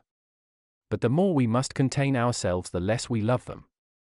Real brothers can curse each other and keep friends. Someday Britannia will give Columbia a piece of her mind, and that may clear the air. Said an exasperated Englishman to me a day or so ago, I pray to God they keep out of the end of this war anyhow. We shall never hear the last of it if they don't. Yet at a different pace our two people are travelling towards identical ends, and it is lamentable that a difference of accent and idiom should do more mischief than a difference of language. So far as Great Britain goes things are nearer and closer to me, and it seems to me that there is an excellent opportunity now to catch the country in a state of socialization and suspend party politics, and keep it at that. It is a logical but often disregarded corollary of the virtual creation of all-party national governments and suspension of electoral contests, that since there is no opposition, party criticism should give place to individual criticism of ministers, and instead of throwing out governments we should set ourselves to throw out individual administrative failures. We need no longer confine our choice of public servants to political careerists. We can insist upon men who have done things and can do things, and whenever an election occurs we can organize a block of non-party voters who will vote it possible for an outsider of proved ability, and will at any rate insist on a clear statement from every parliamentary candidate of the concrete service, if any, he has done the country, of his past and present financial entanglements and his family relationships and of any title he possesses. We can get these necessary particulars published and note what newspapers decline to do so. And if there are still only politicians to vote for, we can at least vote and spoil our voting cards by way of protest. At present we see one public service after another in a mess through the incompetent handling of some party hack and the unseen activities of interested parties. People are asking already why Sir Arthur Salter is not in control of Allied shipping again, Sir John, or directing our food supply with perhaps Sir Frederick Keble to help him, Sir Robert Vansittart in the Foreign Office. We want to know the individuals responsible for the incapacity of our intelligence and propaganda ministries, so that we may induce them to quit public life. It would be quite easy now to excite a number of anxious people with a cry for competence not party. Most people in the British Isles are heartily sick of Mr. Chamberlain and his government, but they cannot face up to a political split in wartime, and Mr. Chamberlain sticks to office with all the pertinacity of a barnacle. But if we do not attack the government as a whole, but individual ministers, and if we replace them one by one, we shall presently have a government so rejuvenated that even Mr. Chamberlain will realize and accept his superannuation. Quite a small body of public-spirited people could organize an active vigilant society to keep these ideas before the mass of voters and begin the elimination of inferior elements from our public life. This would be a practical job of primary importance in our political regeneration. It would lead directly to a new and more efficient political structure to carry on after the present war has collapsed or otherwise ended. Following upon this campaign for the conclusive interment of the played-out party system, there comes the necessity for a much more strenuous search for administrative and technical ability throughout the country. We do not want to miss a single youngster who can be of use in the great business of making over Great Britain, which has been so rudely, clumsily and wastefully socialized by our war perturbations, so that it may become a permanently efficient system.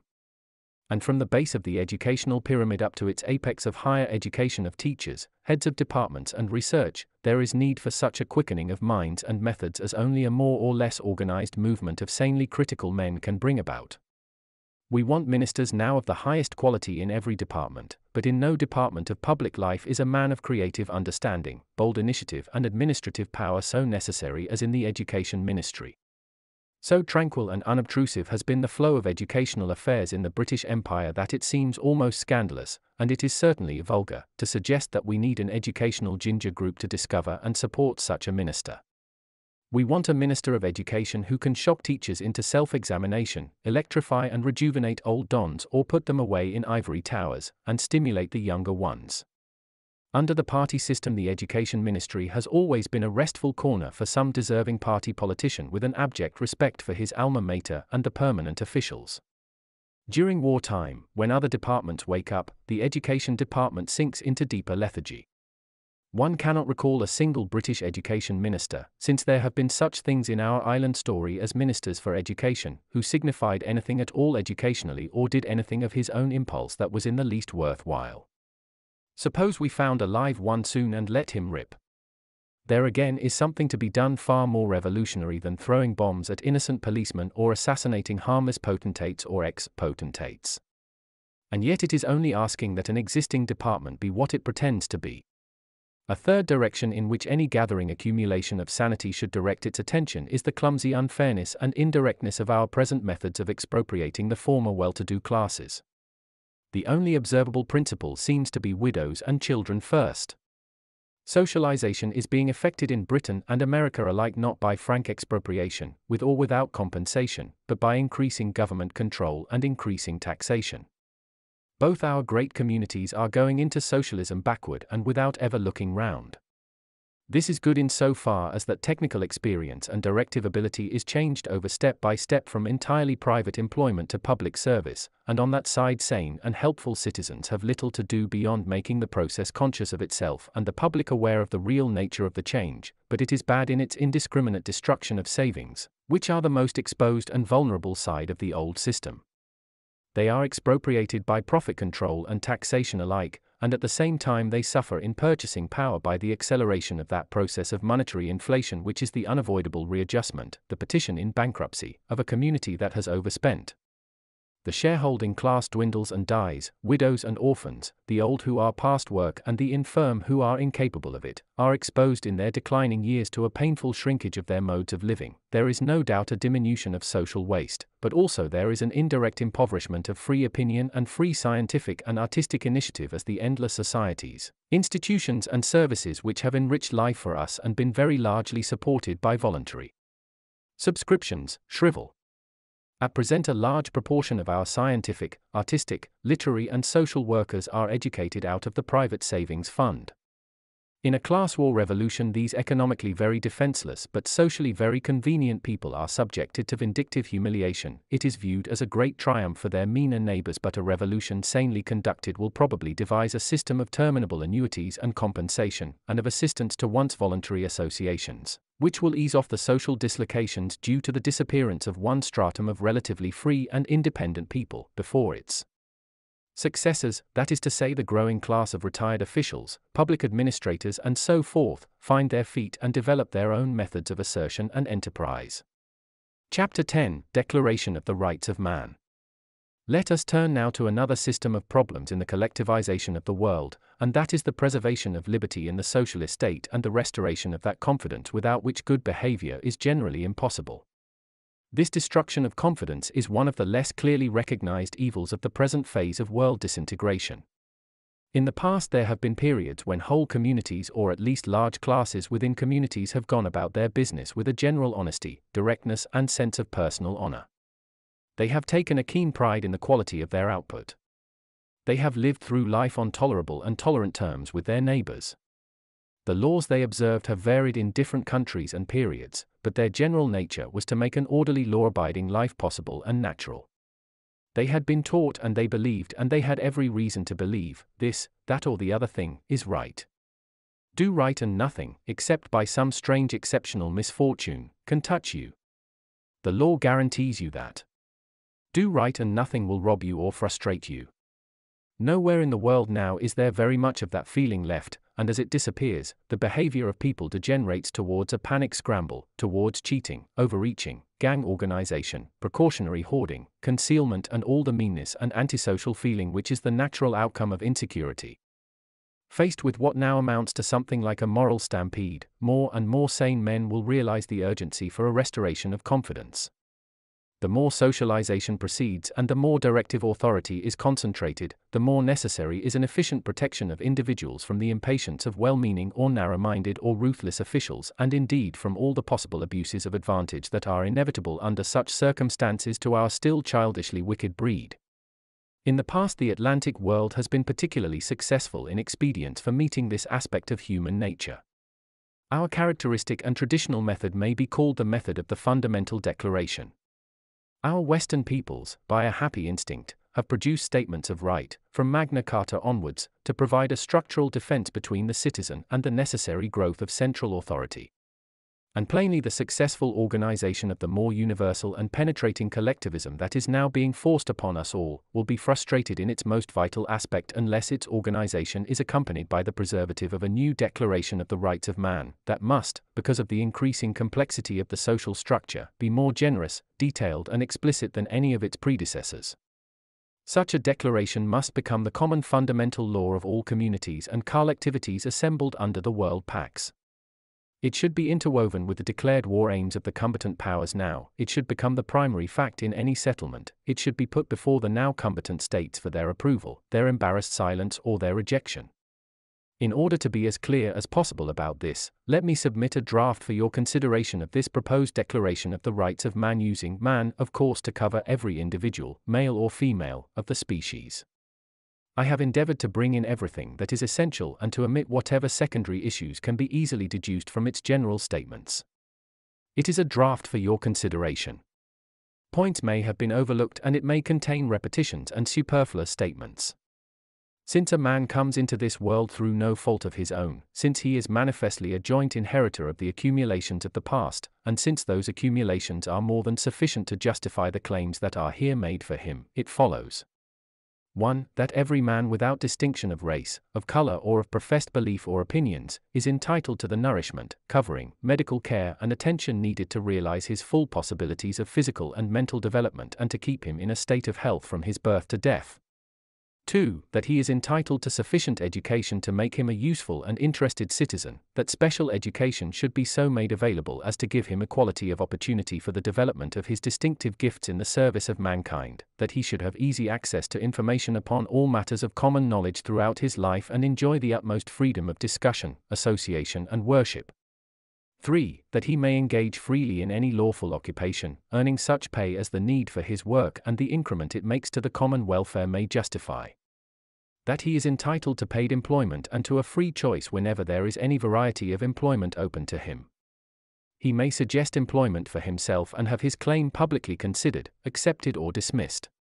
4. That he shall have the right to buy or sell without any discriminatory restrictions anything which may be lawfully bought or sold, in such quantities and with such reservations as are compatible with the common welfare. Here I will interpolate a comment. We have to bear in mind that in a collectivist state buying and selling to secure income and profit will be not simply needless but impossible.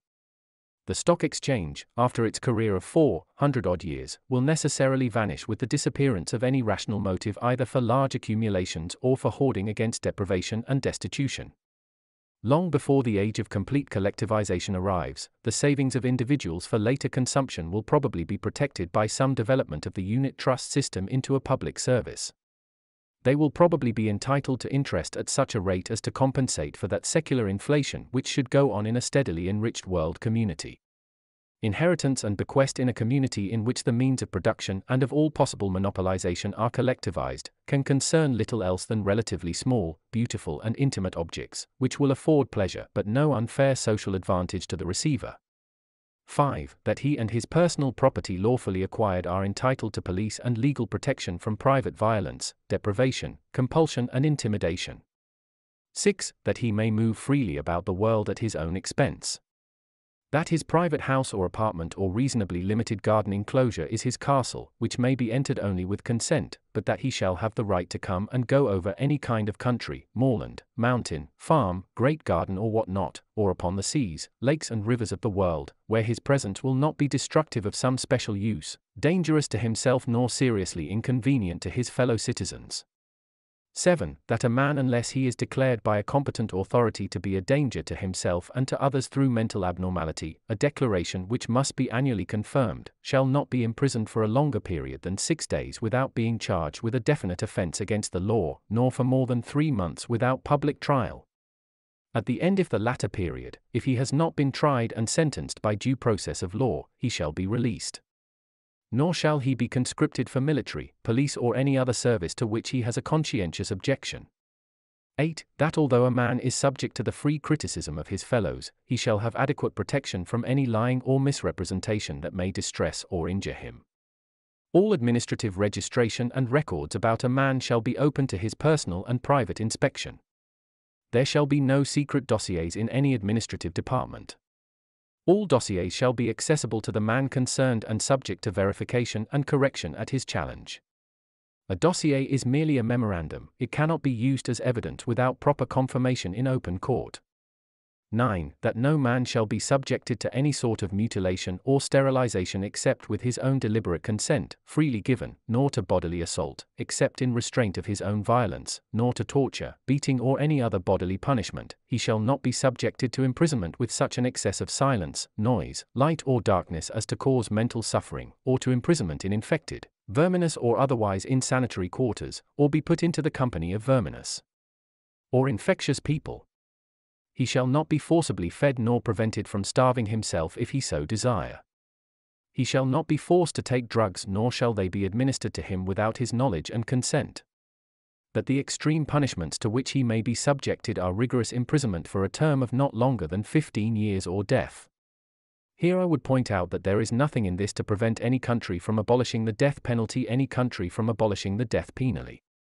Nor do I assert a general right to commit suicide, because no one can punish a man for doing that. He has escaped. But threats and incompetent attempts to commit suicide belong to an entirely different category. They are indecent and distressing acts that can easily become a serious social nuisance, from which the normal citizen is entitled to protection. 10. That the provisions and principles embodied in this declaration shall be more fully defined in a code of fundamental human rights which shall be made easily accessible to everyone. This declaration shall not be qualified nor departed from upon any pretext whatever. It incorporates all previous declarations of human right. Henceforth for a new era it is the fundamental law for mankind throughout the whole world.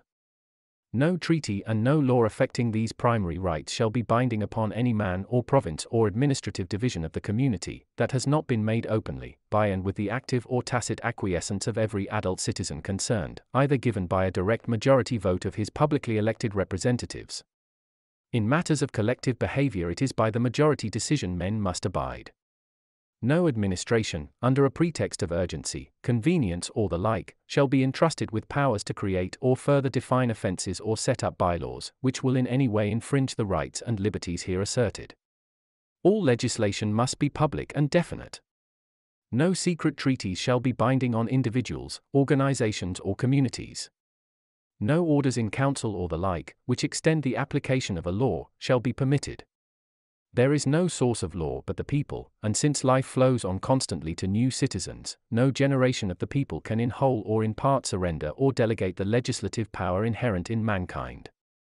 There, I think, is something that keener minds than mine may polish into a working declaration which would in the most effective manner begin that restoration of confidence of which the world stands in need. Much of it might be better phrased, but I think it embodies the general goodwill in mankind from pole to pole. It is certainly what we all want for ourselves. It could be a very potent instrument indeed in the present phase of human affairs. It is necessary and it is acceptable. Incorporate that in your peace treaties and articles of federation, I would say, and you will have a firm foundation, which will continually grow firmer, for the fearless cosmopolitan life of a new world order. You will never get that order without some such document. It is the missing key to endless contemporary difficulties. And if we, the virtuous democracies, are not fighting for these common human rights, then what in the name of the nobility and gentry, the crown and the established church, the city, the Times and the Army and Navy Club, are we common British peoples fighting for? Chapter 11. International Politics.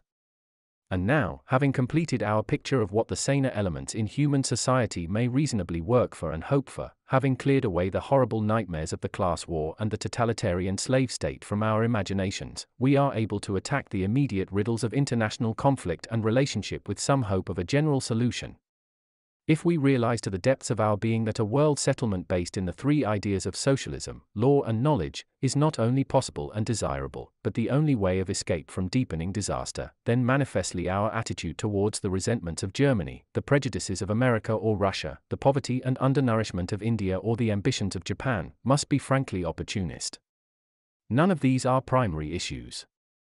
We sane men must never lose sight of our ultimate objective, but our methods of getting there will have to vary with the fluctuating variations of national feeling and national policy. There is this idea of federalism upon which I have already submitted a criticism in Chapter 7. As I have shown there, the Stride proposals will either take you further or land you nowhere. Let us assume that we can strengthen his proposals to the extent of making a socialistic economic consortium and adhesion to that Declaration of Rights, primary conditions for any federal union, then it becomes a matter of mood and occasion with what communities the federal association may be begun. We can even encourage feeble federal experiments which do not venture even so far as that along the path to sanity, in the certainty that either they will fade out again or else that they will become liberal realities of the type to which the whole world must ultimately conform. Behind any such half-hearted tentatives an educational propaganda can be active and effective. But when it comes to the rate and amount of participation in the construction of a rational world order we can expect from any country or group of countries, we are in a field where there is little more than guessing and haphazard generalizations about national character to work upon. We are dealing with masses of people which may be swayed enormously by a brilliant newspaper or an outstandingly persuasive or compelling personality or by almost accidental changes in the drift of events. I, for example, cannot tell how far the generality of educated and capable people in the British Empire now may fall in with our idea of accepting and serving a collectivism, or how strong their conservative resistance may be. It is my own country and I ought to know it best, and I do not know it detachedly enough or deeply enough to decide that. I do not see how anyone can foretell these swirls and eddies of response. The advocacy of such movements of the mind and will as I am speaking of here is in itself among the operating causes in political adjustment, and those who are deepest in the struggle are least able to estimate how it is going. Every factor in political and international affairs is a fluctuating factor.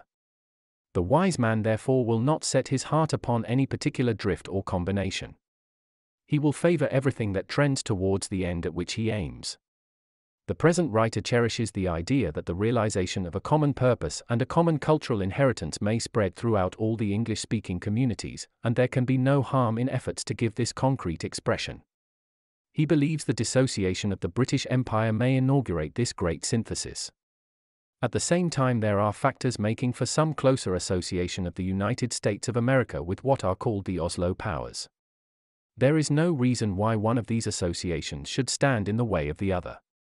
Some countries such as Canada rest already under what is practically a double guarantee. She has the security of the Monroe Doctrine and the protection of the British fleet. A Germany of 80 million people which has been brought to acquiesce in the Declaration of the Rights of Man and which is already highly collectivized, may come much earlier to a completely liberal socialist regime than Great Britain or France. If she participates in a consortium for the development of what are called the politically backward regions of the world, she may no longer be disposed for further military adventures and further stress and misery. She may enter upon a phase of social and economic recovery so rapid as to stimulate and react upon every other country in the world. It is not for other countries to dictate her internal politics, and if the German people want to remain united as one people, in federated states or in one centralized state, there is neither righteousness nor wisdom preventing them. The Germans, like the rest of the world, have to get on with collectivization. They have to produce their pattern, and they cannot give themselves to that if they are artificially divided up and disorganized by some old-fashioned K-Dorsey scheme. They must do the right thing in their own way. That the belligerent tradition may linger on in Germany for a generation or so, is a risk the Atlantic powers have to take. The world has a right to insist that not simply some German government but the people generally recognize unequivocally and repeatedly the rights of man asserted in the Declaration, and it is disarmed, and that any aggressive plant, any warplane, warship, gun or arsenal that is discovered in the country shall be destroyed forthwith, brutally and completely. But that is a thing that should not be confined to Germany. Germany should not be singled out for that. Armament should be an illegality everywhere, and some sort of international force should patrol a treaty-bound world. Partial armament is one of those absurdities dear to moderate-minded, reasonable men. Armament itself is making war. Making a gun, pointing a gun and firing it, are all acts of the same order. It should be illegal to construct anywhere upon earth any mechanism for the specific purpose of killing men. When you see a gun, it is reasonable to ask, whom is that intended to kill? Germany's rearmament after 1918 was largely tolerated because she played off British Russophobia against the Russian fear of capitalist attack, but that excuse can no longer serve any furtive warmongers among her people after her pact with Moscow.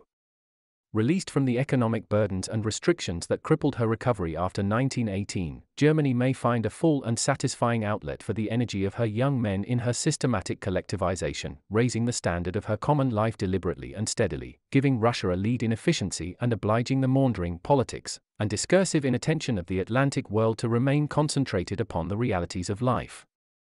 The idea of again splitting up Germany into discordant fragments so as to postpone her ultimate recovery indefinitely is a pseudo-democratic slacker's dream. It is diametrically opposed to world reconstruction. We have need of the peculiar qualities of her people, and the sooner she recovers the better for the whole world. It is preposterous to resume the policy of holding back Germany simply that the old order may enjoy a few more years of self-indulgence in England, France and America. A lingering fear of German military aggression may not be altogether bad for the minor states of southeastern Europe and Asia Minor, by breaking down their excessive nationalism and inducing them to work together. The policy of the sane man should be to welcome every possible experiment in international understandings duplicate and overlap one another, so much the better. He has to watch the activities of his own foreign office with incessant jealousy, for signs of that Machiavellian spirit which foments division among foreign governments and peoples and schemes perpetually to frustrate the progressive movement in human affairs by converting it into a swaying indecisive balance of power. This book is a discussion of guiding principles and not of the endless specific problems of adjustment that arise on the way to a world realization of collective unity. I will merely glance at that old idea of Napoleon III's, the Latin Union, at the possibility of a situation in Spanish and Portuguese South America parallel to that overlap of the Monroe Doctrine and the European motherlands which already exists in practice in the case of Canada, nor will I expatiate upon the manifold possibilities of sincere application of the Declaration of the Rights of Man to India and Africa, and particularly to those parts of the world in which more or less black peoples are awakening to the realities of racial discrimination and oppression. I will utter a passing warning against any Machiavellian treatment of the problem of Northern and Eastern Asia, into which the British may be led by their constitutional Russophobia. The Soviet collectivism, especially if presently it becomes liberalized and more efficient through a recovery from its present obsession by Stalin, may spread very effectively across Central Asia and China. To anyone nourished mentally upon the ideas of an unending competition of powers for ascendancy for ever and ever, an alliance with Japan, as truculent and militarized a Japan as possible, will seem the most natural response in the world. But to anyone who has grasped the reality of the present situation of mankind and the urgent desirableness of world collectivization, this immense unification will be something to welcome, criticize and assist. The old bugbear of Russia's designs upon India may also play its part in distorting the Asiatic situation for many people. Yet 100 years of mingled neglect, exploitation and occasional outbreaks of genuine helpfulness should have taught the British that the ultimate fate of India's hundreds of millions rests now upon no conquering ruler but wholly and solely upon the ability of the Indian peoples to cooperate in world collectivization. They may learn much by way of precept and example from Russia and from the English-speaking world, but the days for mere revolt or for relief by a change of masters have passed. India has to work out for itself, with its own manner of participation in the struggle for a world order, starting from the British Raj as a datum line. No outside power can work that out for the Indian peoples, nor force them to do it if they have no will for it. But I will not wander further among these ever-changing problems and possibilities. They are, so to speak, wayside eventualities and opportunities. Immense though some of them are, they remain secondary. Every year or so now the shifting channels of politics need to be recharted. The activities and responses of the sane man in any particular country and at any particular time will be determined always by the overruling conception of a secular movement towards a single world order. That will be the underlying permanent objective of all his political life. There is, however, another line of world consolidation to which attention must be drawn before we conclude this section, and is what we may call ad hoc internationalism, is admirably set forth in Leonard Woolf's International Government, a classic which was published in 1916 and still makes profitable reading. The typical ad hoc organization is the Postal Union, which David Lubin, that brilliant neglected thinker, would have had extended until it controlled shipping and equalized freights throughout the world. He based his ideas upon his practical experience of the mail order business, from which he derived his very considerable fortune.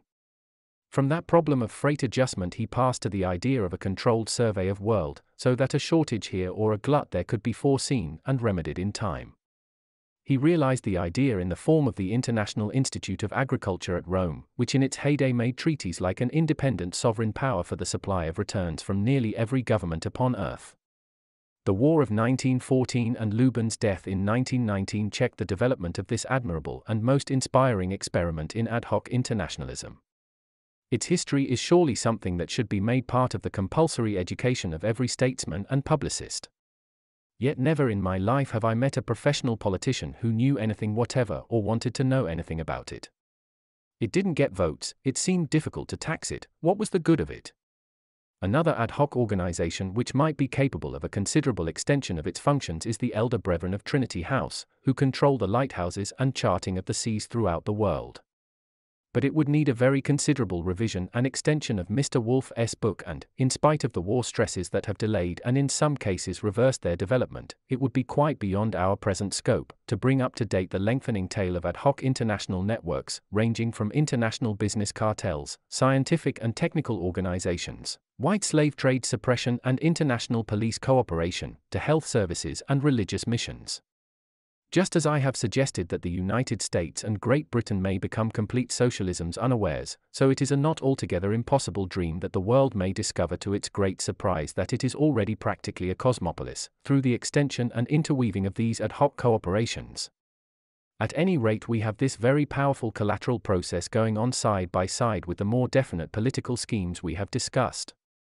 Surveying the possibilities of these various attacks upon the complicated and intricate obstacles that stand between us and a new and more hopeful world order, one realizes both the reasons for hope in that great possibility and the absurdity over overconfidence. We are all like soldiers upon a vast battlefield, we cannot be sure of the trend of things, we may be elated when disillusionment is rushing headlong upon us, we may be on the verge of despair, not knowing that our antagonists are already in collapse. My own reactions vary between an almost mystical faith in the ultimate triumph of human reason and goodwill, and moods of stoical determination to carry on to the end in the face of what looks like inevitable disaster. There are quantitative factors in the outlook for which there are no data, there are elements of time and opportunity beyond any estimating. Every one of these activities we have been canvassing tends to delay the drift to destruction and provides a foothold for a further counteroffensive against the adversary. In the companion predecessor to this book, The Fate of Homo sapiens, I tried to drive home the fact that our species has no more reason to believe it can escape defeat and extinction than any other organism that plays or has played its part in the drama of life.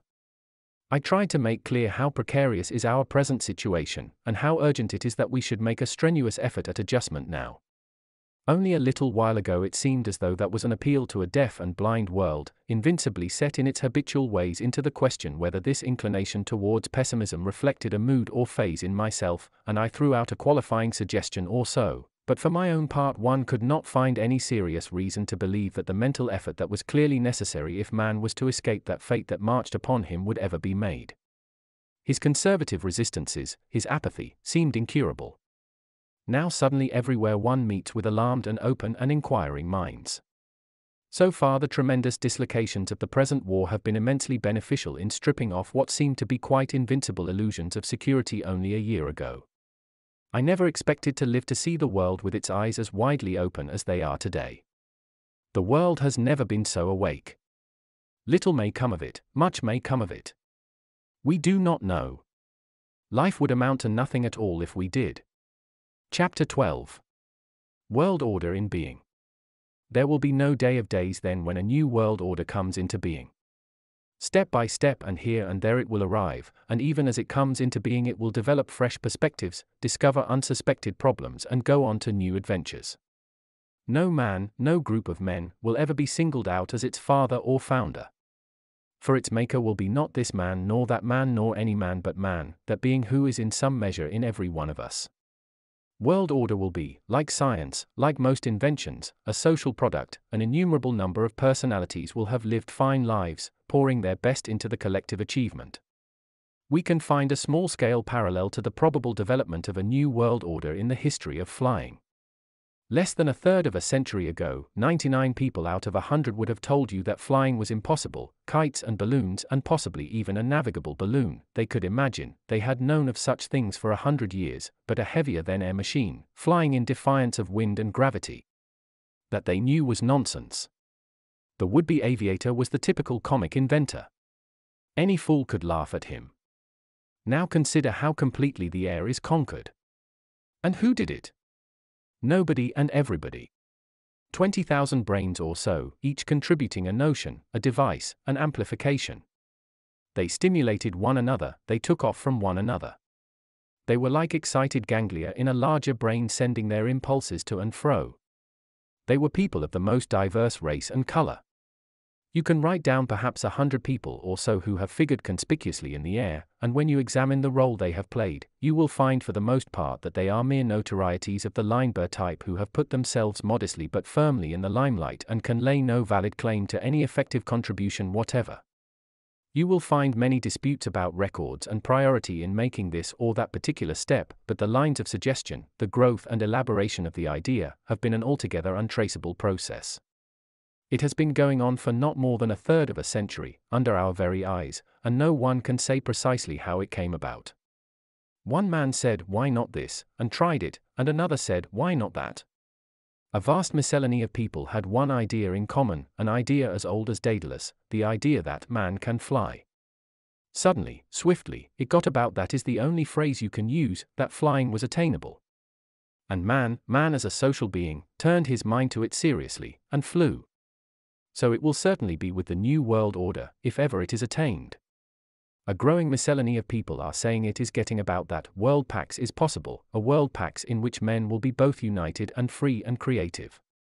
It is of no importance at all that nearly every man of 50 and over receives the idea with a pitying smile. Its chief dangers are the dogmatist and the would-be leader who will try to suppress every collateral line of work which does not minister to his supremacy. This movement must be, and it must remain, many-headed. Suppose the world had decided that Santos Dumont or Hiram Maxim was the heaven-sent master of the air, had given him the right to appoint a successor and subjected all experiments to his inspired control. We should probably have the air master now, with an applauding retinue of yes-men, following the hops of some clumsy, useless and extremely dangerous apparatus across country with the utmost dignity and self-satisfaction. Yet that is precisely how we still set about our political and social problems. Bearing this essential fact in mind that the peace of man can only be attained, if it is attained at all, by an advance upon a long and various front, at varying speed and with diverse equipment, keeping direction only by a common faith in the triple need for collectivism, law and research, we realize the impossibility of drawing any picture of the new order as though it was as settled and stable as the old order imagined itself to be. The new order will be incessant, things will never stop happening, and so it defies any utopian description. But we may nevertheless assemble a number of possibilities that will be increasingly realizable as the tide of disintegration ebbs and the new order is revealed. To begin with, we have to realize certain peculiarities of human behavior that are all too disregarded in general political speculation. We have considered the very important role that may be played in our contemporary difficulties by a clear statement of the rights of man, and we have sketched such a declaration. There is not an item in that declaration, I believe, which a man will not consider to be a reasonable demand so far as he himself is concerned. He will subscribe to it in that spirit very readily. But when he is asked not only to concede by the same gesture to everybody else in the world, but as something for which he has to make all the sacrifices necessary for its practical realization, he will discover a reluctance to go so far as that. He will find a serious resistance welling up from his subconscious and trying to justify itself in his thoughts. The things he will tell you will be very variable, but the word premature will play a large part in it. He will display a tremendous tenderness and consideration with which you have never credited him before, for servants, for workers, for aliens, and particularly for aliens of a different color from himself. They will hurt themselves with all this dangerous liberty. Are they fit, he will ask you, for all this freedom? Candidly, are they fit for it? He will be slightly offended if you will say, as fit as you are. He will say in a slightly amused tone, but how can you say that? And then going off rather at a tangent, I am afraid you idealize your fellow creatures. As you press him, you will find this kindliness evaporating from his resistance altogether. He is now concerned about the general beauty and loveliness of the world. He will protest that this new Magna Carta will reduce all the world to a dead level of uniformity. You will ask him why must a world of free men be uniform and at a dead level? You will get no adequate reply. It is an assumption of vital importance to him and he must cling to it. He has been accustomed to associate, free and equal, and has never been bright-minded enough to take these two words apart and have a good look at them separately. He is likely to fall back at this stage upon that Bible of the impotent gentile, Huxley's Brave New World, and implore you to read it. You brush that disagreeable fantasy aside and continue to press him. He says that nature has made men unequal, and you reply that that is no reason for exaggerating the fact. The more unequal and various their gifts, the greater is the necessity for a Magna Carta to protect them from one another.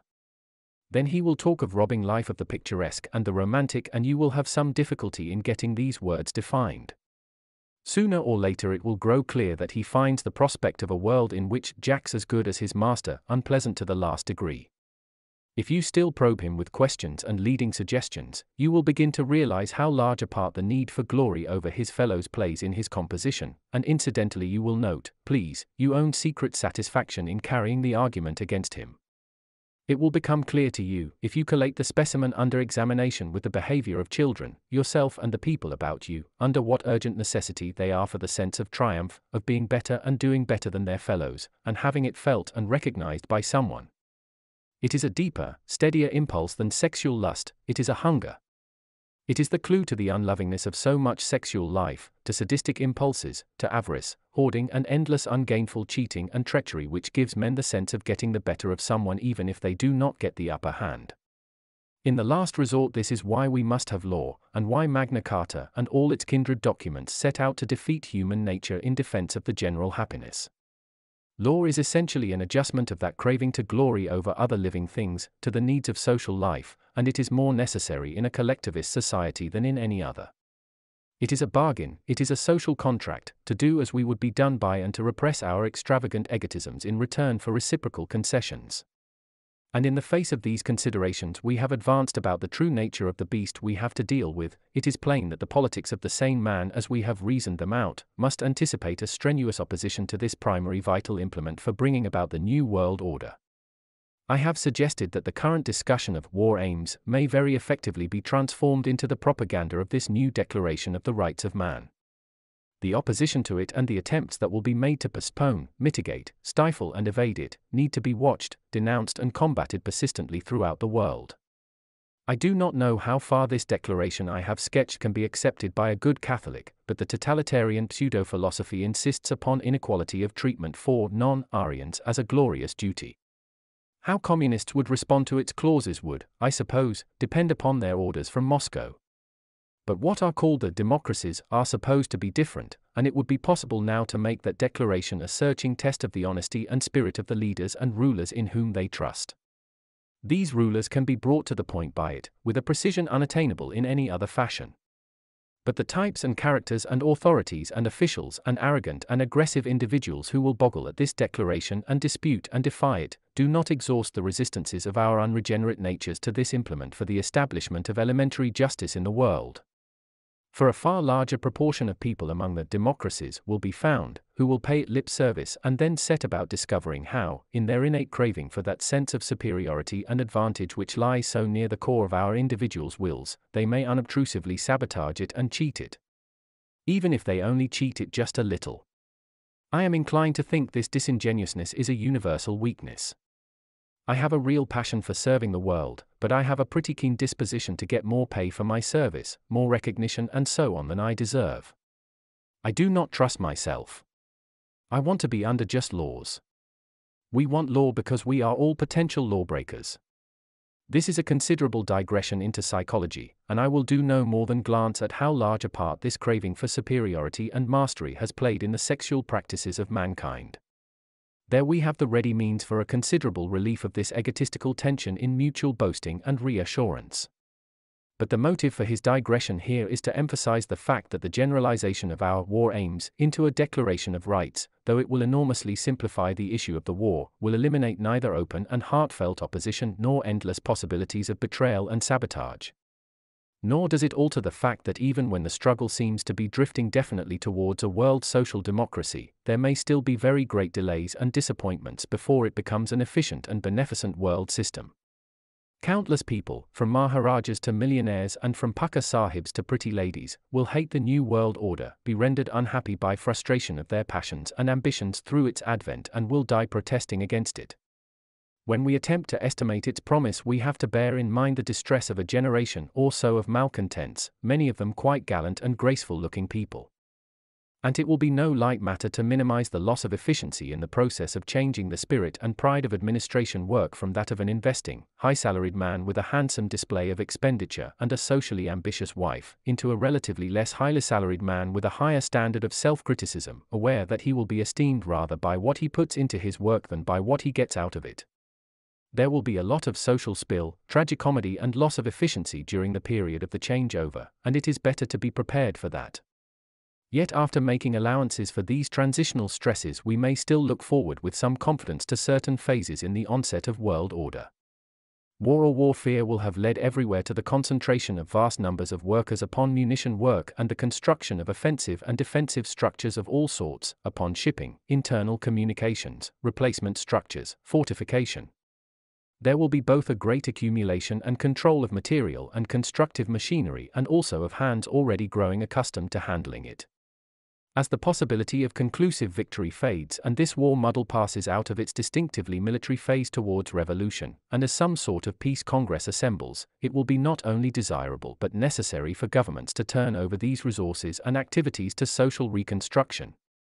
It will be too obviously dangerous and wasteful to put them out of employment. They must surely have learnt now what unemployment means in terms of social disorganization. Governments will have to lay out the world, plan and build for peace whether they like it or not. But it will be asked, where will you find the credit to do that? And to answer this question we must reiterate that fact that money is an expedient and not an end. The world will have the material and the hands needed for a reconditioning of its life everywhere. They are all about you now crying out to be used. It is, or at any rate it has been, the function of the contemporary money-credit system to bring worker and material together and stimulate their union.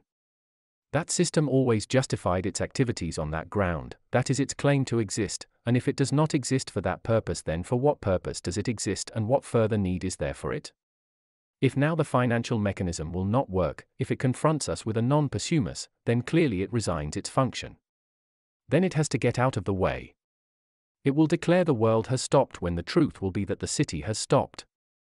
It is the counting house that has gone bankrupt. For a long time now an increasing number of people have been asking questions about the world counting house, getting down at last to such fundamental questions as what is money, and why are banks? It is disconcerting but stimulating to find that no lucid answer is forthcoming. One might have imagined that long before this one of the many great bankers and financial experts in our world would have come forward with a clear and simple justification for the monetary practices of today. He would have shown how completely reasonable and trustworthy this money-credit system was. He would have shown what was temporarily wrong with it and how to set it working again, as the electrician does when the lights go out. He would have released us from our deepening distress about our money in the bank, our little squirrel hoard of securities, the deflating lifebelt of property that was to assure our independence to the end. No one of that quality comes forward. There is not so much as a latter-day bake-hot. It dawns upon more and more of us that it is not a system at all and never has been a system, that it is an accumulation of conventions, usages, collateral developments and compensatory expedients, which creaks now and sways more and gives every sign of a complete and horrifying social collapse. Most of us have believed up to the last moment that somewhere distributed among the banks and city offices in a sort of world counting house, there were books of accounts, multitudinous perhaps and intricate, but ultimately proper accounts.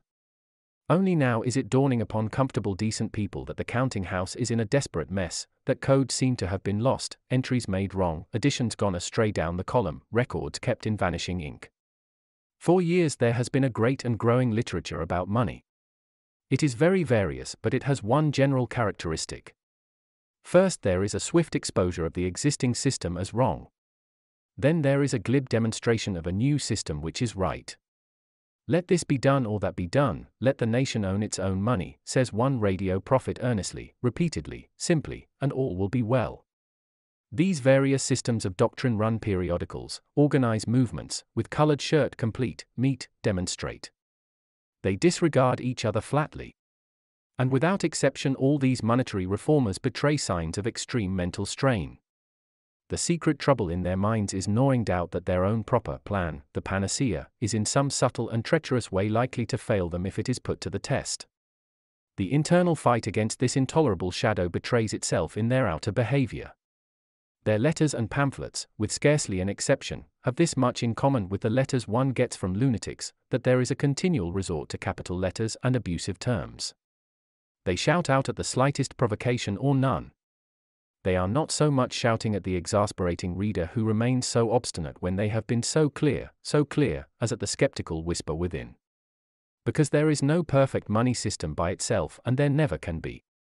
It is a dream like the elixir vitae or perpetual motion. It is in the same order of thought.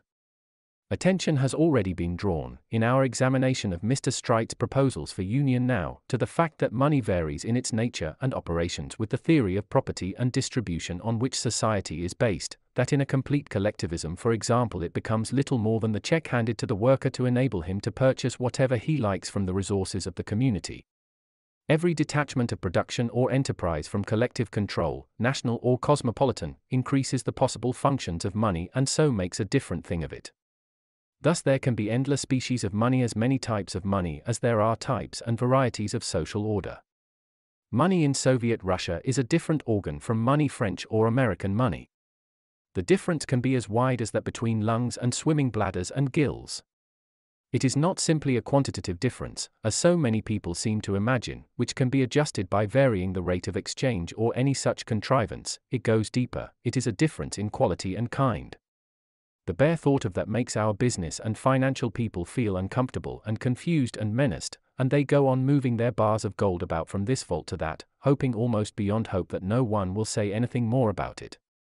It worked very well for a time, to go on as though money was the same thing all the world over. They will not admit how that assumption is failing to work now. Clever people reaped a certain advantage from a more or less definite apprehension of the variable nature of money, but since one could not be a financier or business director without an underlying faith in one's right to profit by one's superior cleverness, there did not seem to be any reason for them to make a public fuss about it. They got their profits and the flats got left. Directly we grasp this not very obscure truth that there can be, and are, different sorts of money dependent on the economic usages or system in operation, which are not really interchangeable, then it becomes plain that a collectivist world order, whose fundamental law is such a declaration of rights as we have sketched, will have to carry on its primary operations at least with a new world money, a specially contrived money, differing in its nature from any sort of money conventions that have hitherto served human needs. It will be issued against the total purchasable output of the community in return for the workers' services to the community. There will be no more reason for going to the city for a loan than for going to the oracle at Delphi for advice about it. In the phase of social stress and emergency socialization into which we are certainly passing, such a new money may begin to appear quite soon. Governments, finding it impossible to resort to the tangled expedients of the financial counting house, may take a short cut to recuperation, requisition the national resources within their reach and set their unemployment hands to work by means of these new checks. They may carry out international barter arrangements upon an increasing scale. The fact that the counting house is in a hopeless mess because of its desperate attempts to ignore the protean nature of money will become more manifest as it becomes less important. The stock exchange and bank credit and all arts of loaning and usury and forestalling will certainly dwindle away together as the world order establishes itself. If and when world order establishes itself, they will be superseded, like eggshells and fetal membranes. There is no reason for denouncing those who devised and worked those methods and institutions as scoundrels and villains. They did honestly according to their lights. They were a necessary part of the process of getting Homo sapiens out of his cave and down from his tree. And gold, that lovely heavy stuff, will be released from its vaults and hiding places for the use of the artist and technician, probably at a price considerably below the present quotations. Our attempt to forecast the coming world order is framed then in an immense and increasing spectacle of constructive activity. We can anticipate a rapid transfiguration of the face of the earth as its population is distributed and redistributed in accordance with the shifting requirements of economic production. It is not only that there is what is called a housing shortage in nearly every region of the earth, but most of the existing accommodation, by modern standards, is unfit for human occupation. There is scarcely a city in the world, the New World as well as the Old, which does not need to have half its dwelling places destroyed. Perhaps Stockholm, reconditioned under a socialist regime, may claim to be an exception. Vienna was doing hopefully until its spirit was broken by Dollfuss and the Catholic reaction. For the rest, behind a few hundred main avenues and prospects, sea and river fronts, capitals, castles and the like, filthy slums and rookeries cripple childhood and degrade and devitalize its dulled elders. You can hardly say people are born into such surroundings, they are only half born. With the cooperation of the press and the cinema, it would be easy to engender a worldwide public interest and enthusiasm for the new types of home and fitment that are now attainable by everyone. Here would be an outlet for urban and regional patriotism, for local shame and pride and effort. Here would be stuff to argue about. Wherever men and women have been rich enough, powerful enough and free enough, their thoughts have turned to architecture and gardening. Here would be a new incentive to travel, to see what other towns and countrysides were doing. The common man on his holidays would do what the English milord of the 17th century did, he would make his grand tour and come back from his journeys with architectural drawings and notions for home application. And this building and rebuilding would be a continuing process, a sustained employment, going on from good to better, as the economic forces shifted and changed with new discoveries and men's ideas expanded. It is doubtful in a world of rising needs and standards if many people would want to live in manifestly old houses, any more than they would want to live in old clothes. Except in a few country places where ancient buildings have wedded themselves happily to some local loveliness and become quasi-natural things, or where some great city has shown a brave facade to the world, I doubt if there will be much to preserve. In such large open countries as the United States, there has been a considerable development of the mobile home in recent years. People haul a trailer home behind their cars and become seasonal nomads. But there is no need to expatiate further on a limitless wealth of possibilities. Thousands of those who have been assisting in the monstrous clumsy evacuations and shiftings of population that have been going on recently must have had their imagination stirred by dim realization of how much better all this might be done if it were done in a new spirit and with a different intention. There must be a multitude of young and youngish people quite ripe for infection by this idea of cleaning up and resettling the world. Young men who are now poring over war maps and planning annexations and strategic boundaries, fresh Maginot lines, new Gibraltars and Dardanelles, may presently be scheming the happy and healthy distribution of routes and residential districts in relation to this or that important region of world supply for oil or wheat or water power. It is essentially the same type of cerebration, better employed. Considerations of this sort are sufficient to supply a background of hopeful activities to our prospective world order. But we are not all architects and gardeners. There are many types of minds, and many of those who are training or being trained for the skilled cooperations of warfare and the development of a combatant morale may be more disposed to go on with definitely educational work. In that way they can most easily gratify the craving for power and honorable service. They will face a world in extreme need of more teachers, and fresh-minded and inspiring teachers at that. At every level of educational work, from the kindergarten to the research laboratory, and in every part of the world from Capricornia to Alaska and from the Gold Coast to Japan, there will be need of active workers to bring minds into harmony with new order and to work out, with all the labor-saving and multiplying apparatus available, cinema, radio, cheap books and pictures and all the rest of it, the endless new problems of human liaison that will arise. There we have a second line of work along which millions of young people may escape the stagnation and frustration which closed in upon their predecessors as the old order drew to its end. A sturdy and assertive variety of the new young will be needed for the police work of the world. They will be more disposed for authority and less teaching or creative activities than their fellows. The old proverb will still hold for the new order that it takes all sorts to make a world, and the alternative to driving this type of temperament into conspiracy and fighting it and, if you can, suppressing it, is to employ it, win it over, trust it, and give it law behind it to respect and enforce. They want a loyalty, and this loyalty will find its best use and satisfaction in the service of world order. I have remarked in the course of such air travel as I have done, that the airmen of all nations have a common resemblance to each other, and that the patriotic virus in their blood is largely corrected by a wider professionalism. At present the outlook before a young airman is to perish in a spectacular dogfight before he is 25. I wonder how many of them really rejoice in that prospect. It is not unreasonable to anticipate the development of an ad hoc disarmament police which will have its greatest strength in the air. How easily the spirit of an air police can be denationalized is shown by the instance of the air patrols on the United States-Canadian border, to which President Roosevelt drew my attention. There is a lot of smuggling along that border, and the planes now play an important part in its suppression. At first the United States and Canada had each their own planes. Then, in a wave of common sense, the two services were pooled. Each plane now carries a United States and Canadian customs officer. When contraband is spotted, the plane comes down on it, and which officer acts is determined by the destination of the smuggled goods. There we have a pattern for a world struggling through federation to collective unity. An ad hoc disarmament police with its main strength in the air would necessarily fall into close cooperation with the various other world police activities. In a world where criminals can fly anywhere, the police must be able to fly anywhere too. Already we have a worldwide network of competent men fighting the white slave traffic, the drug traffic, and so forth. The thing begins already. All this I write to provide imaginative material for those who see the coming order as a mere blank interrogation. People talk much nonsense about the disappearance of incentive under socialism. The exact opposite is the truth. It is the obstructive appropriation of natural resources by private ownership that robs the prosperous of incentive and the poor of hope. Our Declaration of Human Rights assures a man the proper satisfaction of all his elementary needs in kind, and nothing more. If he wants more than that, he will have to work for it, and the healthier he is and the better he is fed and housed, the more bored he will be by inactivity and the more he will want something to do. I am suggesting what he is likely to do in general terms, and that is as much as one can do now.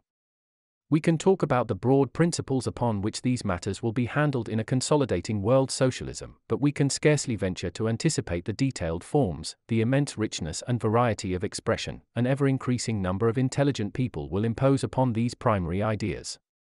But there is one more structural suggestion that it may be necessary to bring into our picture. So far as I know, it was first broached by that very bold and subtle thinker, Professor William James, in a small book entitled The Moral Equivalent of War.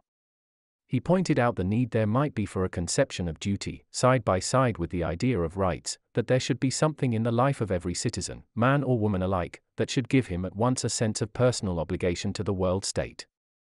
He brought that into relation with the fact that there will remain in any social order we can conceive, a multitude of necessary services which by no sort of device can be made attractive as normal lifelong occupations. He was not thinking so much of the fast-vanishing problem of mechanical toil as the such irksome tasks as the prison warders, the asylum attendants, the care of the aged and infirm, nursing generally, health and sanitary services, a certain residuum of clerical routine, dangerous exploration and experiment. No doubt human goodness is sufficient to supply volunteers for many of these things, but are the rest of us entitled to profit by their devotion? His solution is universal conscription for a certain period of the adult life. The young will have to do so much service and take so much risk for the general welfare as the world commonwealth requires. They will be able to do these jobs with the freshness and vigor of those who know they will presently be released, and who find their honor through performance. They will not be subjected to that deadening temptation to self-protective slacking and mechanical insensitiveness, which assails all who are thrust by economic necessity into these callings for good and all. It is quite possible that a certain percentage of these conscripts may be caught by the interest of what they are doing. The asylum attendant may decide to specialize in psychotherapeutic work, the hospital nurse succumb to that curiosity which underlies the great physiologist, the Arctic worker may fall in love with his snowy wilderness. One other leading probability of a collectivist world order has to be noted here, and that is an enormous increase in the pace and amount of research and discovery. I write research, but by that I mean that double-barreled attack upon ignorance, the biological attack and the physical attack, that is generally known as science. Science comes to us from those academic dark ages when men had to console themselves for their ignorance by pretending that there was a limited amount of knowledge in the world, and little chaps in caps and gowns strutted about, bachelors who knew all that there was to be known. Now it is manifest that none of us know very much, and the more we look into what we think we know, the more hitherto undetected things we shall find lurking in our assumptions. Hitherto this business of research, which we call the scientific world, has been in the hands of very few workers indeed. I throw out the suggestion that in our present-day world, of all the brains capable of great and masterful contributions to scientific thought and achievement, brains of the quality of Lord Rutherford's, or Darwin's or Mendel's or Freud's or Leonardo's or Galileo's, not one in 1,000, not one in a score of thousands, ever gets born into such conditions as to realize its opportunities. The rest never learn a civilized language, never get near a library, never have the faintest chance of self-realization, never hear the call. They are undernourished, they die young, they are misused. And of the millions who would make good, useful, eager secondary research workers and explorers, not 1 in a million is utilized. But now consider how things will be if we had a stirring education ventilating the whole world, and if we had a systematic and continually more competent search for exceptional mental quality and a continually more extensive net of opportunity for it.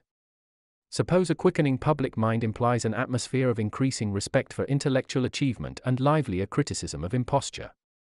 What we call scientific progress today would seem a poor, hesitating, uncertain advance in comparison with what would be happening under these happier conditions. The progress of research and discovery has produced such brilliant and startling results in the past century and a half that few of us are aware of the small number of outstanding men who have been concerned in it, and how the minor figures behind these leaders trail off into a following of timid and ill-provided specialists who dare scarcely stand up to a public official on their own ground. This little army, this scientific world of today, numbering I suppose from head to tail, down to the last bottle washer, not a couple of 100,000 men, will certainly be represented in the new world order by a force of millions, better equipped, amply coordinated, free to question, able to demand opportunity. Its best will be no better than our best, who could not be better, but they will be far more numerous, and its rank and file, explorers, prospectors, experimental team workers and an encyclopedic host of classifiers and coordinators and interpreters, will have a vigor, a pride and confidence that will make the laboratories of today seem halfway back to the alchemist's den. Can one doubt that the scientific world will break out in this way when the revolution is achieved, and that the development of man's power over nature and over his own nature and over this still unexplored planet will undergo a continual acceleration as the years pass? No man can guess beforehand what doors will open then nor upon what wonderlands. These are some fragmentary intimations of the quality of that wider life a new world order can open to mankind. I will not speculate further about them because I would not have it said that this book is utopian or imaginative or anything of that sort. I have set down nothing that is not strictly reasonable and practicable. It is the soberest of books and the least original of books. I think I have written enough to show that it is impossible for world affairs to remain at their present level. Either mankind collapses or our species struggles up by the hard yet fairly obvious routes I have collated in this book, to reach a new level of social organization. There can be little question of the abundance, excitement and vigor of living that awaits our children upon that upland. If it is attained, there is no doubting their degradation and misery if it is not. There is nothing really novel about this book. But there has been a certain temerity in bringing together facts that many people have avoided bringing together for fear they might form an explosive mixture. Maybe they will. They may blast through some obstinate mental barriers. In spite of that explosive possibility, that explosive necessity, it may be this remains essentially an assemblage, digest and encouragement of now prevalent but still hesitating ideas. It is a plain statement of the revolution to which reason points an increasing number of minds, but which they still lack resolution to undertake. In the fate of Homo sapiens I have stressed the urgency of the case. Here I have assembled the things they can and need to do. They had better summon up their resolution.